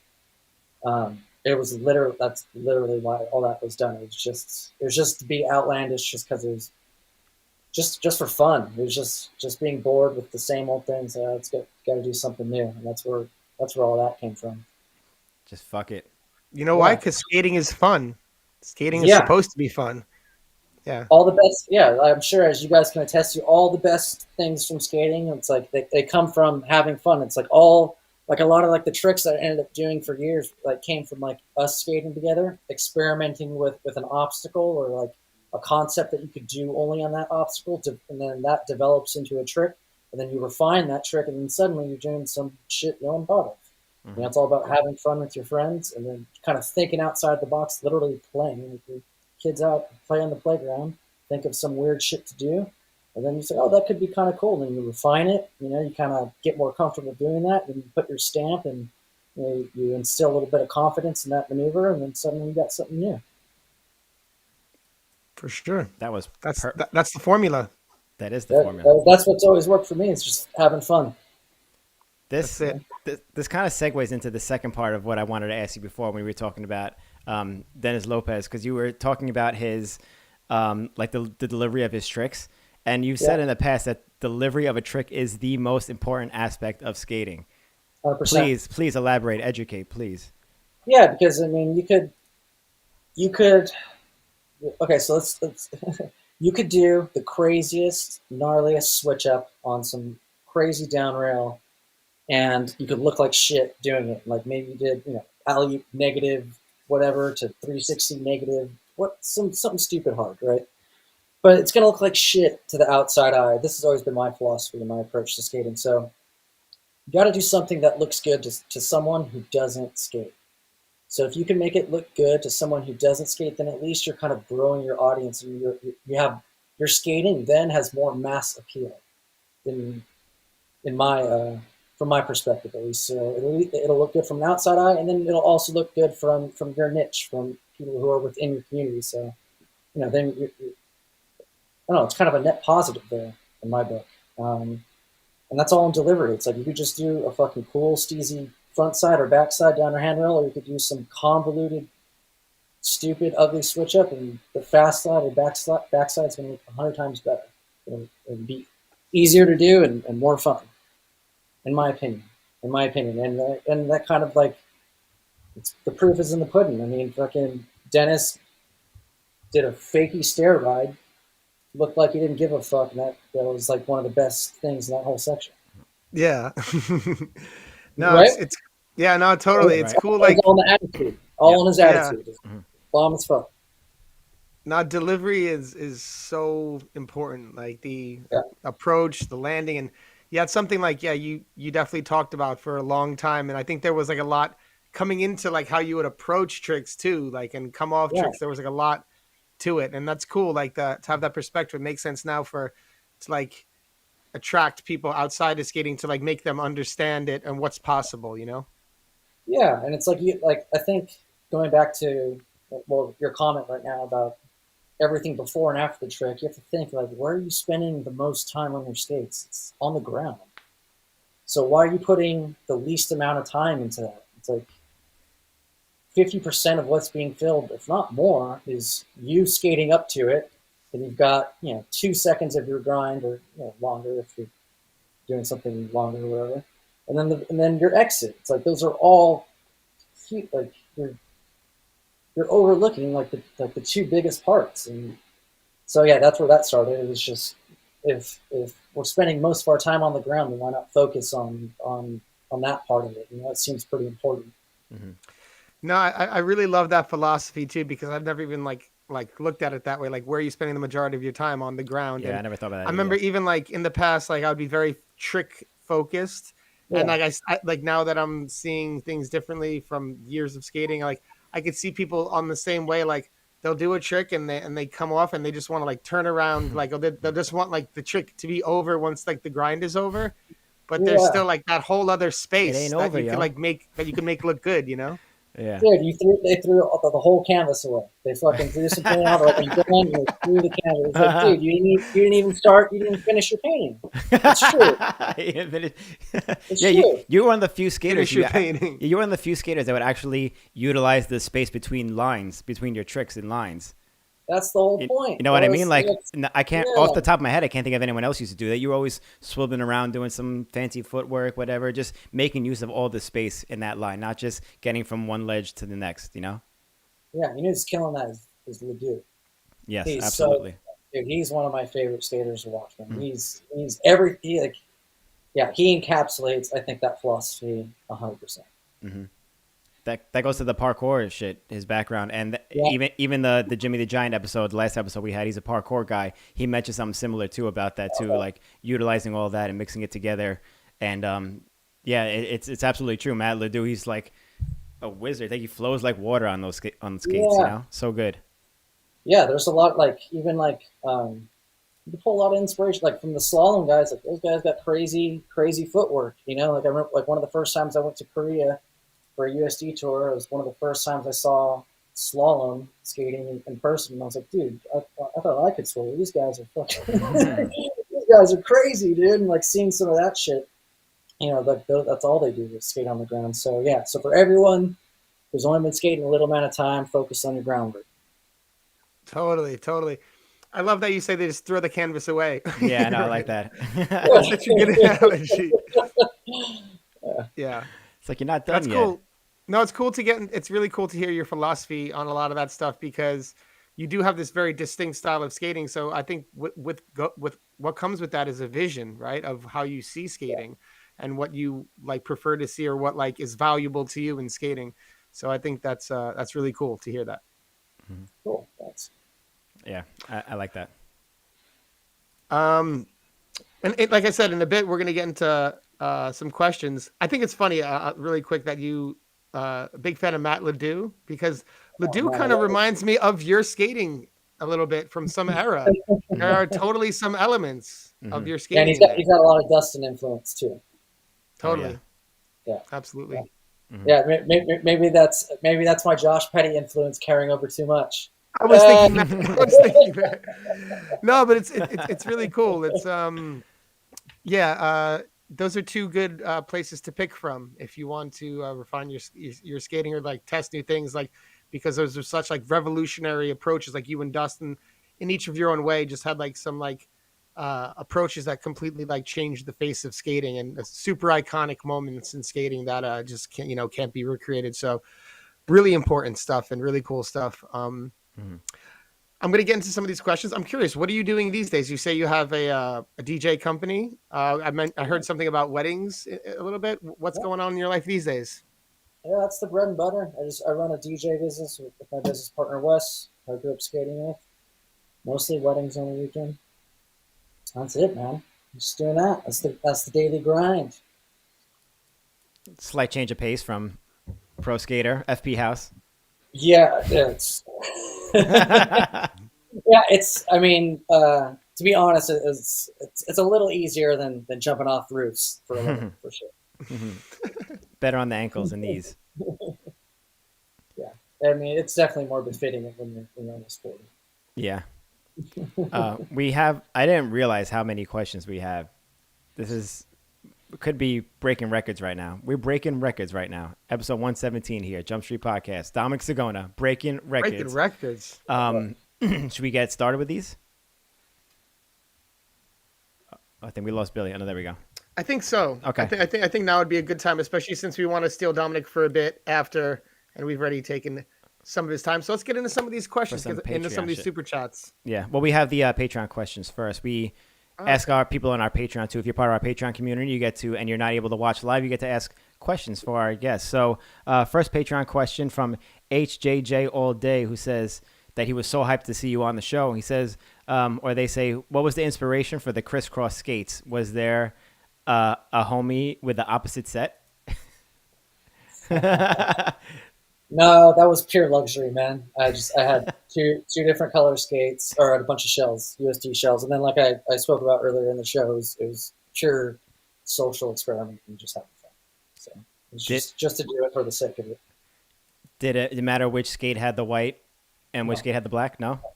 I don't know. That was a long time ago. Okay. I I didn't don't know. think. I don't think so. Yeah, I don't think so. I don't know if you're It like, was, oh, the white has to be on the yeah, left or something. yeah, maybe. I'm sure. I'm sure at the time there was a preference, but I don't remember. Hmm. I think if Um, I picked it, I don't know. Yeah, I don't know. don't want to overthink it. Yeah. Our second Patreon question from Danny Keyblade says, "Hello, my question is for Dominic Sagona. I'd hope so. When you are at the street spot, what is your thought process before you approach the obstacle you want to skate? Thank you and Happy New Year." I usually try to look for just like things that aren't done at the spot, or like just like the weird thing at the spot that most people wouldn't think to look at. You know, um, whether that be like rolling on something to get to something else. Like always, just trying to think of like just like the most interesting thing to skate there, aside from like just the waxed ledge. Although that's fun, but I mean, part of the fun part of skating is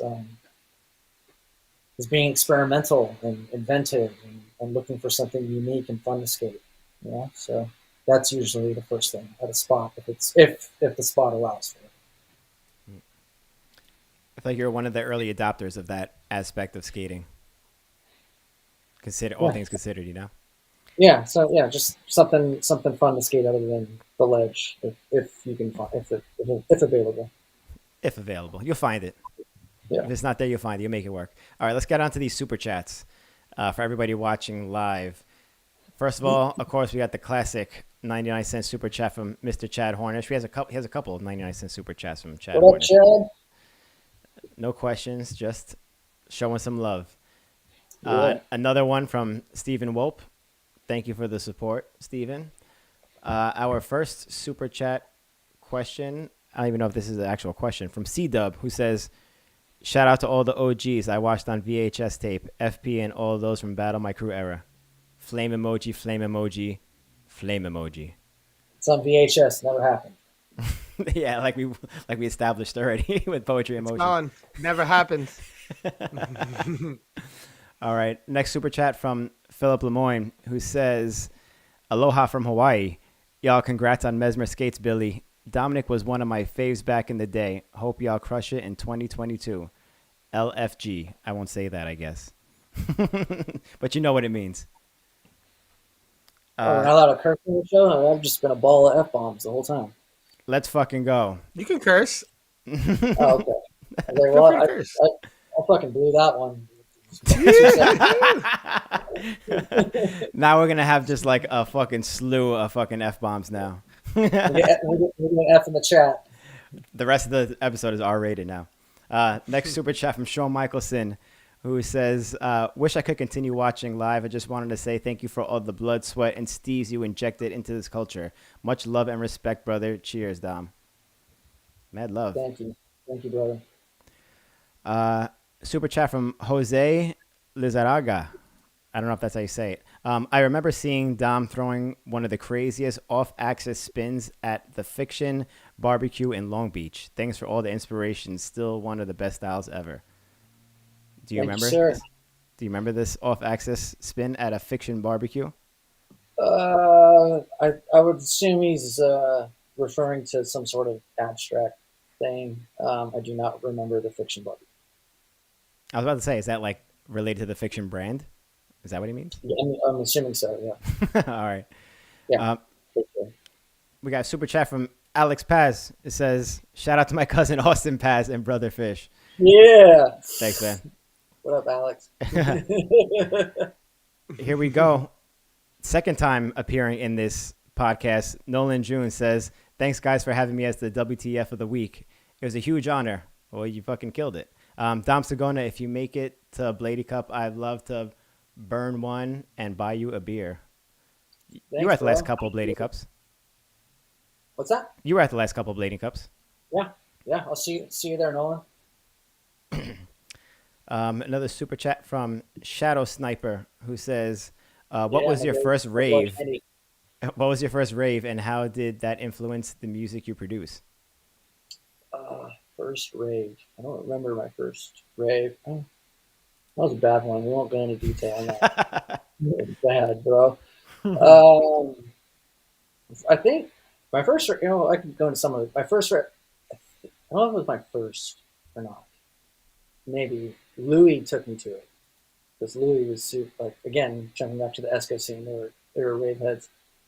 Um, so yeah, I mean, that was my first one. And then what was the rest of the question? How did that influence your music? It's just drum and bass, brother. Yeah. That's my buddy, Randy. Just drum and bass, baby. Yeah. It's a lifestyle, baby. Yeah. Yeah. You like what you like, you know? 17 BKS says K2 spent a lot of money promoting their video models renting Ferraris. They rented Ferraris for those Daily Bread ads. Bro. Really? Damn. But how much did you guys film for it?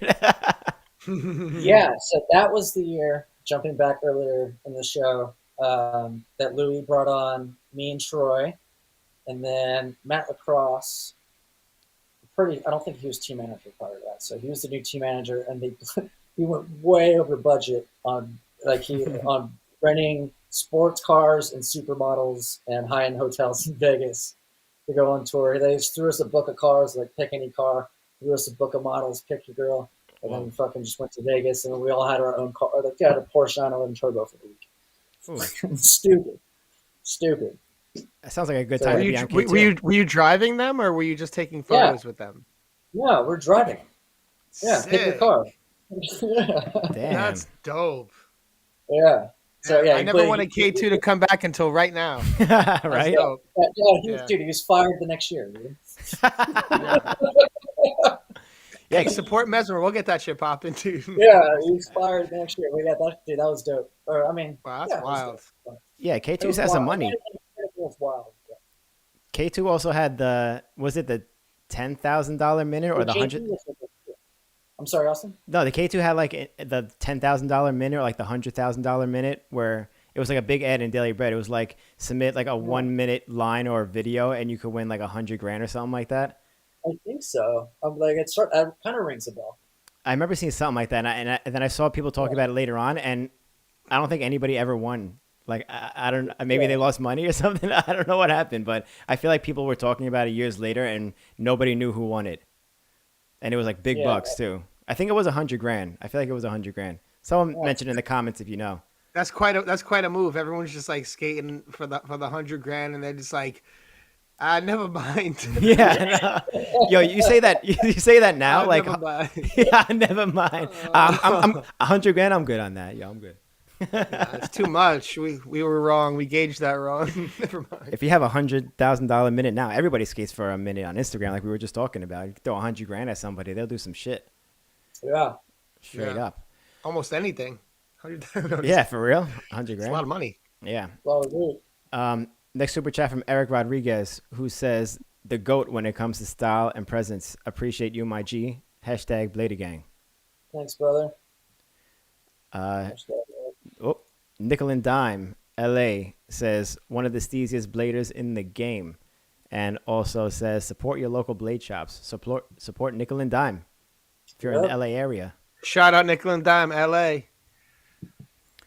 We got a super chat from Roll with Roy. No question or anything. Just showing some love. Thank you.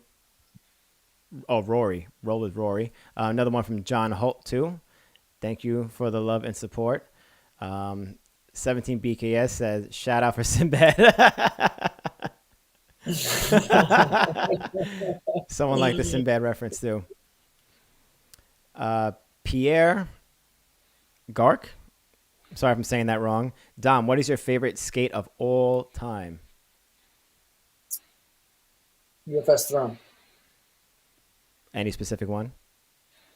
Yours? They're all the same. They're all the same. UFS Throne. Yeah. Good choice. Any particular reason? Yeah, I just like it. Just worked? Just worked. That would have been a good tagline for that skate when it came out. The UFS throne. It Just works. It just Yep. works. UFS throne, a good skate. That's what we need the marketing to be these days. A good skate. If anyone needs marketing advice, just hit me up. John, I'm sorry. no, go ahead. I didn't mean to interrupt you. Go ahead, Austin. No, I feel like you have more important things to say. No, than no. I do. I was going to ask: is Mark doing all that stuff for you, Billy? Yes. Okay, like all the visual and all the graphic work. Yeah. Shout out Mark Moreno. Mark the God. Yes, The sir. best. Yes, Yes. so good. Next super chat from John Nicely, who says, "Shout out Beth's fire ass chicken tacos." That's my brother John right there. Oh, What's up, shit. brother? John Nicely. Yes, sir. Fred Castro, is Dominic still doing those dope cinema 4D, 3D art? Have you ever worked with Mike Johnson on client projects? Oh yeah, we didn't talk about this when you said like what you were up to now. Yeah. Do you still do that? Nonstop. Yeah, I do still do that. I'm actually currently working on a couple things to maybe there'll be a career shift here soon. So we'll see how I'm in the middle of an interview process. So see how that goes. Oh, I know I've never worked with Mike. Mike's been doing it a lot longer, and he's employed by much bigger brands. Much bigger. your work is legit though. Like your Instagram feed, the stuff that you post is like legit as fuck. It's one thing to be legit, and one thing to be legit and make a living out of it. Yeah, that's true. I feel like when you're that legit, it can't be that hard to make a living out of it. We're working on it. We'll see. We'll see where the tides turn. All right. We'll follow up on that. Wish you luck on that, Dominic. Thank you, sir. Next one. Another one from John Nicely says, Dom's Dua Lipa, Let's Get Physical, drum and bass remix. Flame emojis. That's good. JT says, no questions, just wanted to show some support. Dom, you and Latimer influenced me and rollerblading so much. You're a goat. Thanks, JT. Appreciate that, bro. Gotta agree with JT on that. Sir. Thank you, sir. We have a couple more super chats. Surfblader, it's your boy, Michael Keeney. Keeney. Yeah, Michael, what up, bro? What up, Mike? Man, I had some crazy times on tour with that guy, dude. I know. I was talking to him earlier. I was like, yo, what should we do? What should we talk about? He's like, I'll hit you up or something. But I don't think he ever did. What a good dude, man. He's the best. Bro, me and Peck, dude, we're on tour. I think we're in like super north upstate New York, like border. It was like right before we went into Canada, and me and Josh fucking dude, we did it to Keeney. We took the fire extinguisher. We fucking sprayed him down while he was asleep. It had to be like 7 a.m. So we were a bit out of our minds, but we sprayed him down with the fire extinguisher. He woke up. It's in the video. He woke up so mad, red eyed, all that shit in his eyes, which you can imagine fucking hurts. And we're an asshole to do it, but we thought it was funny at the time. So we sprayed him with that, go through that whole thing, but then we get a call from USD, and they're like, hey, we got an email from the hotel. They said that there's some weird white substance that's lining the room. What is this, guys? And then fining us for all the room charges. Rightfully so. How many times did that happen on that tour? I feel like that would have happened at every hotel room you guys went to. But for some reason, we thought it was cool to be destructive and like we were rock stars, so it was no good. It made for a good video, though. It did. It made for a good video. But for yo, a good video. Yeah. Keeney's the nicest guy ever. How you gonna play Keeney like that? That tour was a different time, and on that tour, Keeney was pretty mischievous. So don't let him make you think otherwise. I think he kind of alluded to that too when we talked about that. Yeah, don't let him make you think otherwise, man. All right, we won't get into that anymore. Keeney, we still love you. Still with the super chats, we have Andrew Scherf who says, what is one of your favorite skate trips or tour memories? They're all. I mean, it's a pretty kind of watered down response, but they're all great. It's tough. Can't really pick one. Man. It's like picking a favorite food. They're all great. You don't have a favorite food? It's all good. You don't have a favorite food? No, I like it all. Beth's chicken tacos? Those are good too. Well, yeah. All right. No, I don't have one. Andrew also super chatted and said, Dom, if I ever get married, I need you to DJ my reception. Of course. Sure thing. Have you ever worked a skater's wedding? Whether coincidence or, I guess. No, but I've like worked like other friends or like other like German-based scene friends' weddings and stuff. Gotcha. All right. We have a super chat from Mr. Aaron Schultz who says, how did you like skating your USD Cyrus Pro model? I always thought the Cyrus lacing system was a little out there, but the colors and materials were really sick. I had a pair in February of 2002. I don't remember you having a Pro Cyrus. I didn't. Yeah, that was my first. I think that was my first Pro skate. And I don't think I was super into it, but I mean, when it's your first Pro skate, you just say yes when you're that young. You take what you can get. So, skated because to be quite frank, it wasn't. USD makes a lot of great products, but I don't think that one was really up there. Yeah, but skated it anyway. Not much more to say about that one. Yeah. It ain't no UFS throne. Yeah. So yeah, not like a throne. It's a fairly clunky skate, right? It's beefy and heavy, and just not what I look for really in a skate. I look back now at like footage of like Abdiel skating the original Cyruses, and I'm like, damn, he made those skates look so fucking good. And I spoke to him about it too, and I was like, even his like, was it like his 4-2 section or whatever? He skates the all black Cyruses. I'm like, damn, he made those skates look really fucking good. And I mean, they weren't the best skates, I will agree, but there's something about those skates that I still love, and I would love to like hold a pair in my hands again, you know? And maybe it's just nostalgia, but I thought that was a good looking skate at the time. It's got to be nostalgia. Have either of you ever skated Oxygens? I never have. If you're a Patreon member of our Jump Street podcast, I just did an Oxygen 3.1 review that I posted this week. I'll have to subscribe. Sorry. But I just skated Oxygens last week for that video. Really? Yeah. I feel like those fall like although I haven't skated them, I feel like those fall in line with like with a Cyrus where again I haven't skated, but like they're just heavy and clunky and just it's like a fucking ski boot, man. Yeah, makes sense. At the time it was, but I'm not going to give anything away, but if you watch my video, you'll be surprised at how big, clunky, and heavy they actually are compared to today's skates. I used to love them back in the day. Me too. I love them also. Yeah. Like, I thought it was a great skate for the time. It was very out there, and nothing has been like that since. But it worked. It was great. It worked. That's what it was. Oxygen skates, they work. They work. Yeah, but I mean, I also used to love like rollerblade lightnings with no sole plates. You know. Yeah, that's true. Yeah. It was that era. Yeah. It wasn't working much. How do you guys feel about carbon skates?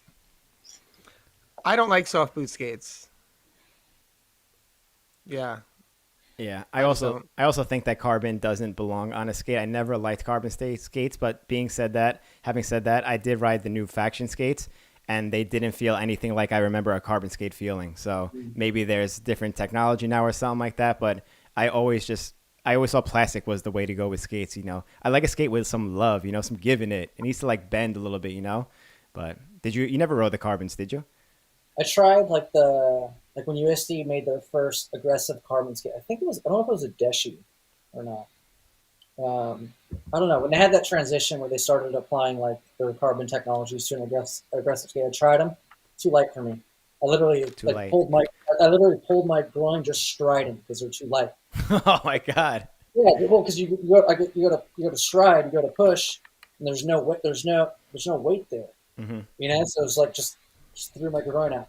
Yeah. I mean, it's not to say it's not a good skate, but for me, I always found them to be too lightweight.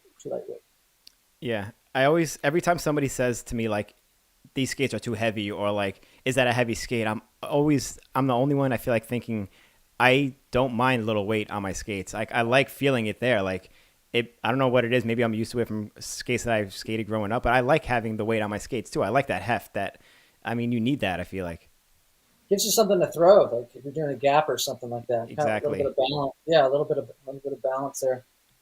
Not to say like I said, I got some free skates, some urban skates, and those I like those in karting because you're just chilling. That's great. Yeah, in that respect. Mm-hmm. I agree with you on all that. We still got a super chat is still coming in, by the way. So you're a very popular guest. People like you, Dominic. Did you know that? I'm honored. We did a poll on our Patreon too a couple weeks ago who they wanted to see on the show, and you were one of the top ones. So awesome. Thank you for having me. Thank you for making everyone's dream come true. really aiming, reaching for the stars there. So next super chat we have no question, just a super chat showing some love. Ryan Delancey, thank you so much, Ryan, for the support. That's my brother. We spoke about him a little bit during the show. Oh, there we go.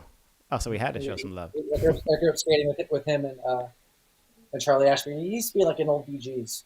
Oh yeah, Ryan Delancey, hell of a skater. Dude, fucking amazing, bro. Amazing skater. Amazing. K2s. You hear that, Ryan? You hear that? I know he's probably listening. So he's gonna kick up another 20 now because he said that. Yeah. Jake Watson, no question, just says you're a legend. Cheers, bro. Can't disagree with that.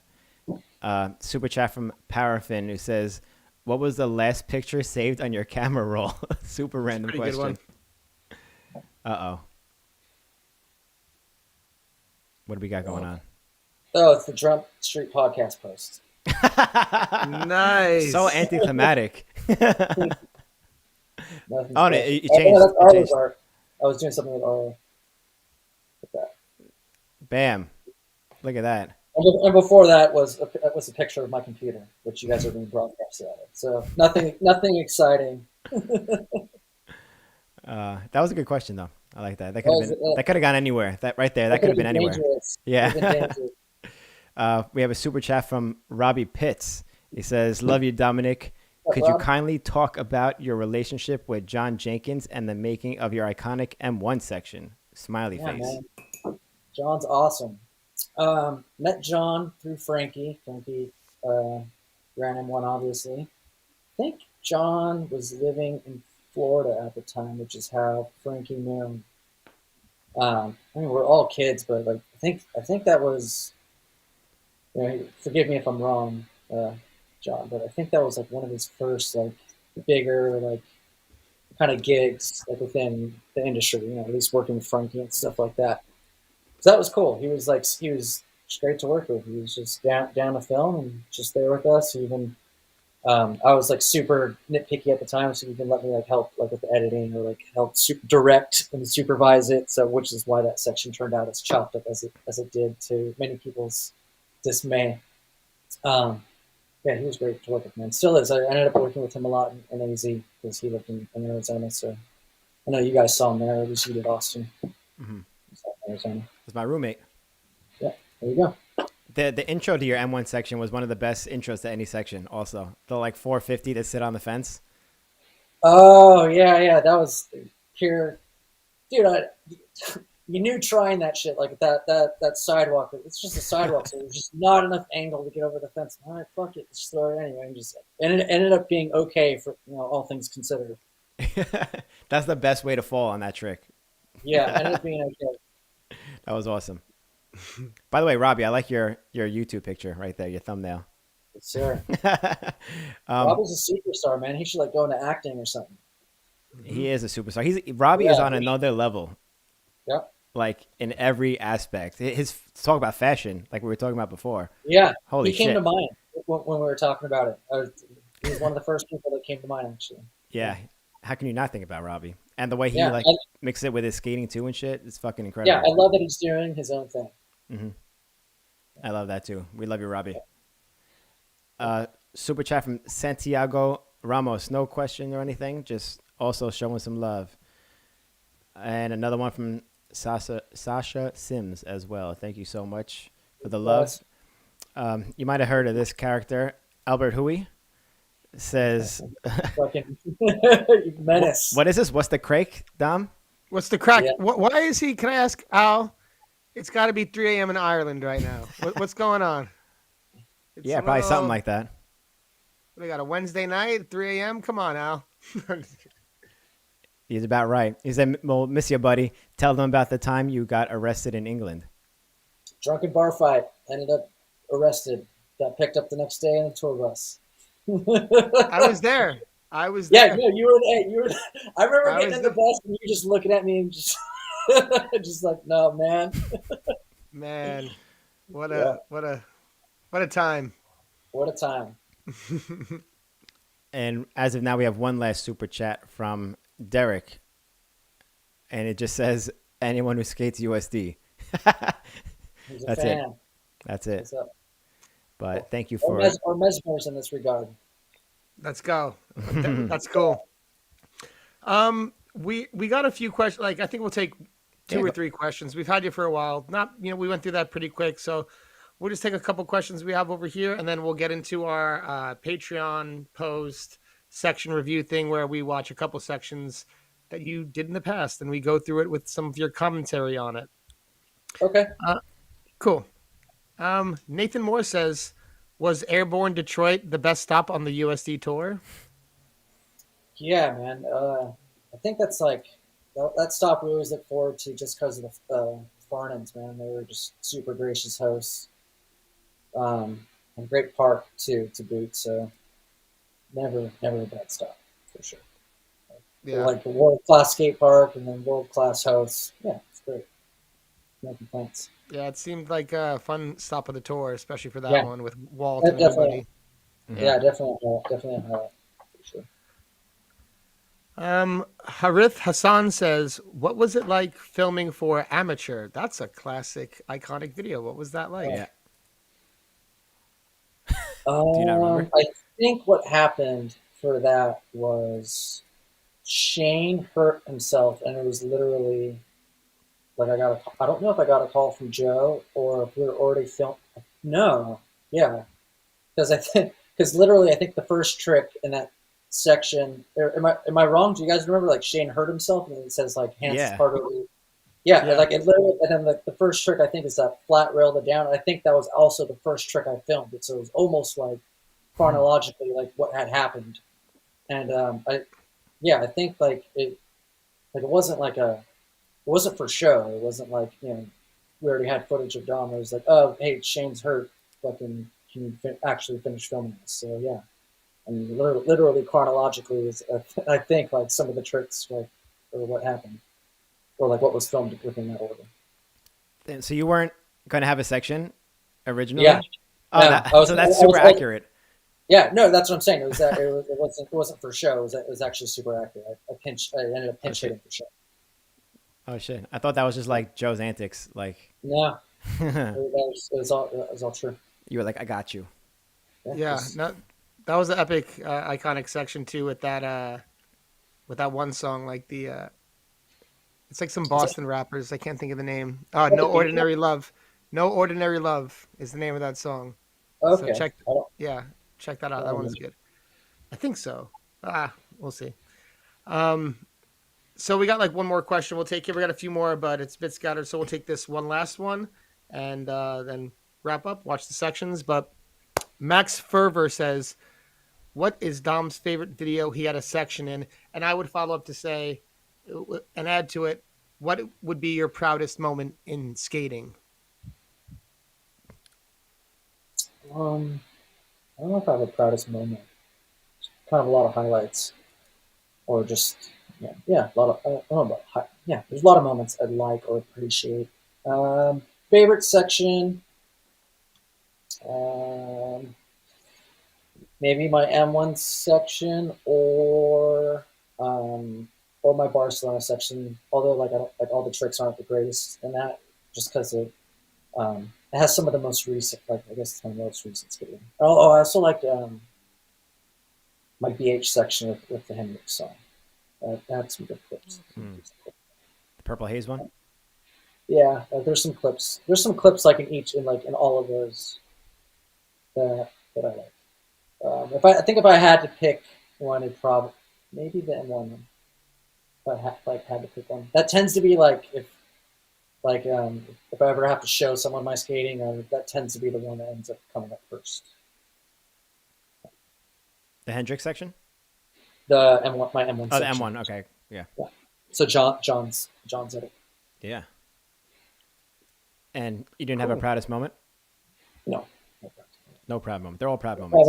Probably more like a lot of shameful moments. There's only valleys, no peaks. Only valleys, no peaks, man.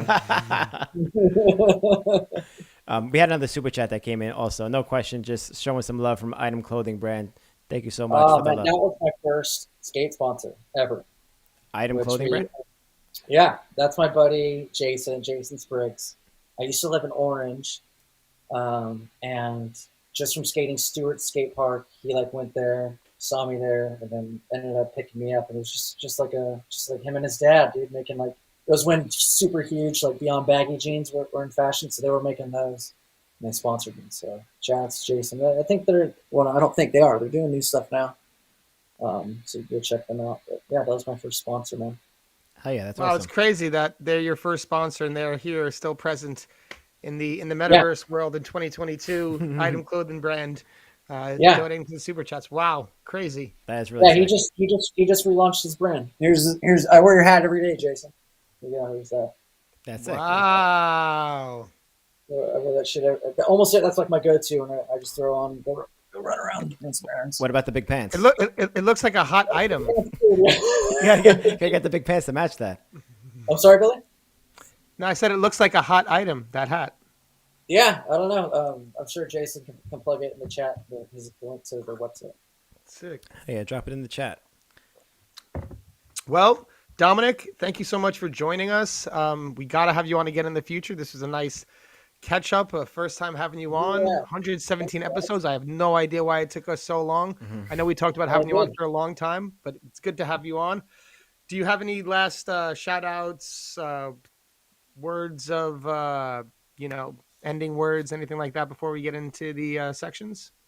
No, I mean, not too much. I guess for anyone who's a young or a newer skater, just skate to have fun and have a good time.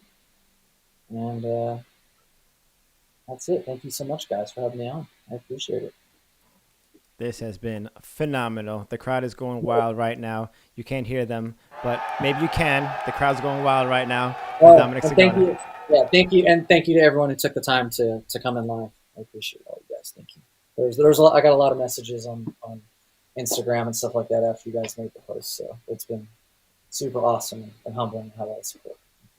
Hell yeah, that's awesome. You're the man, Dominic. You're an icon. You're a legend. It's so good to have you on the podcast and a friend. I'm proud to call you a friend as well. So it's really, it's been a pleasure to have you on today. Thank you, guys. Hell yeah. Thanks for coming on. Everyone, thank you for watching.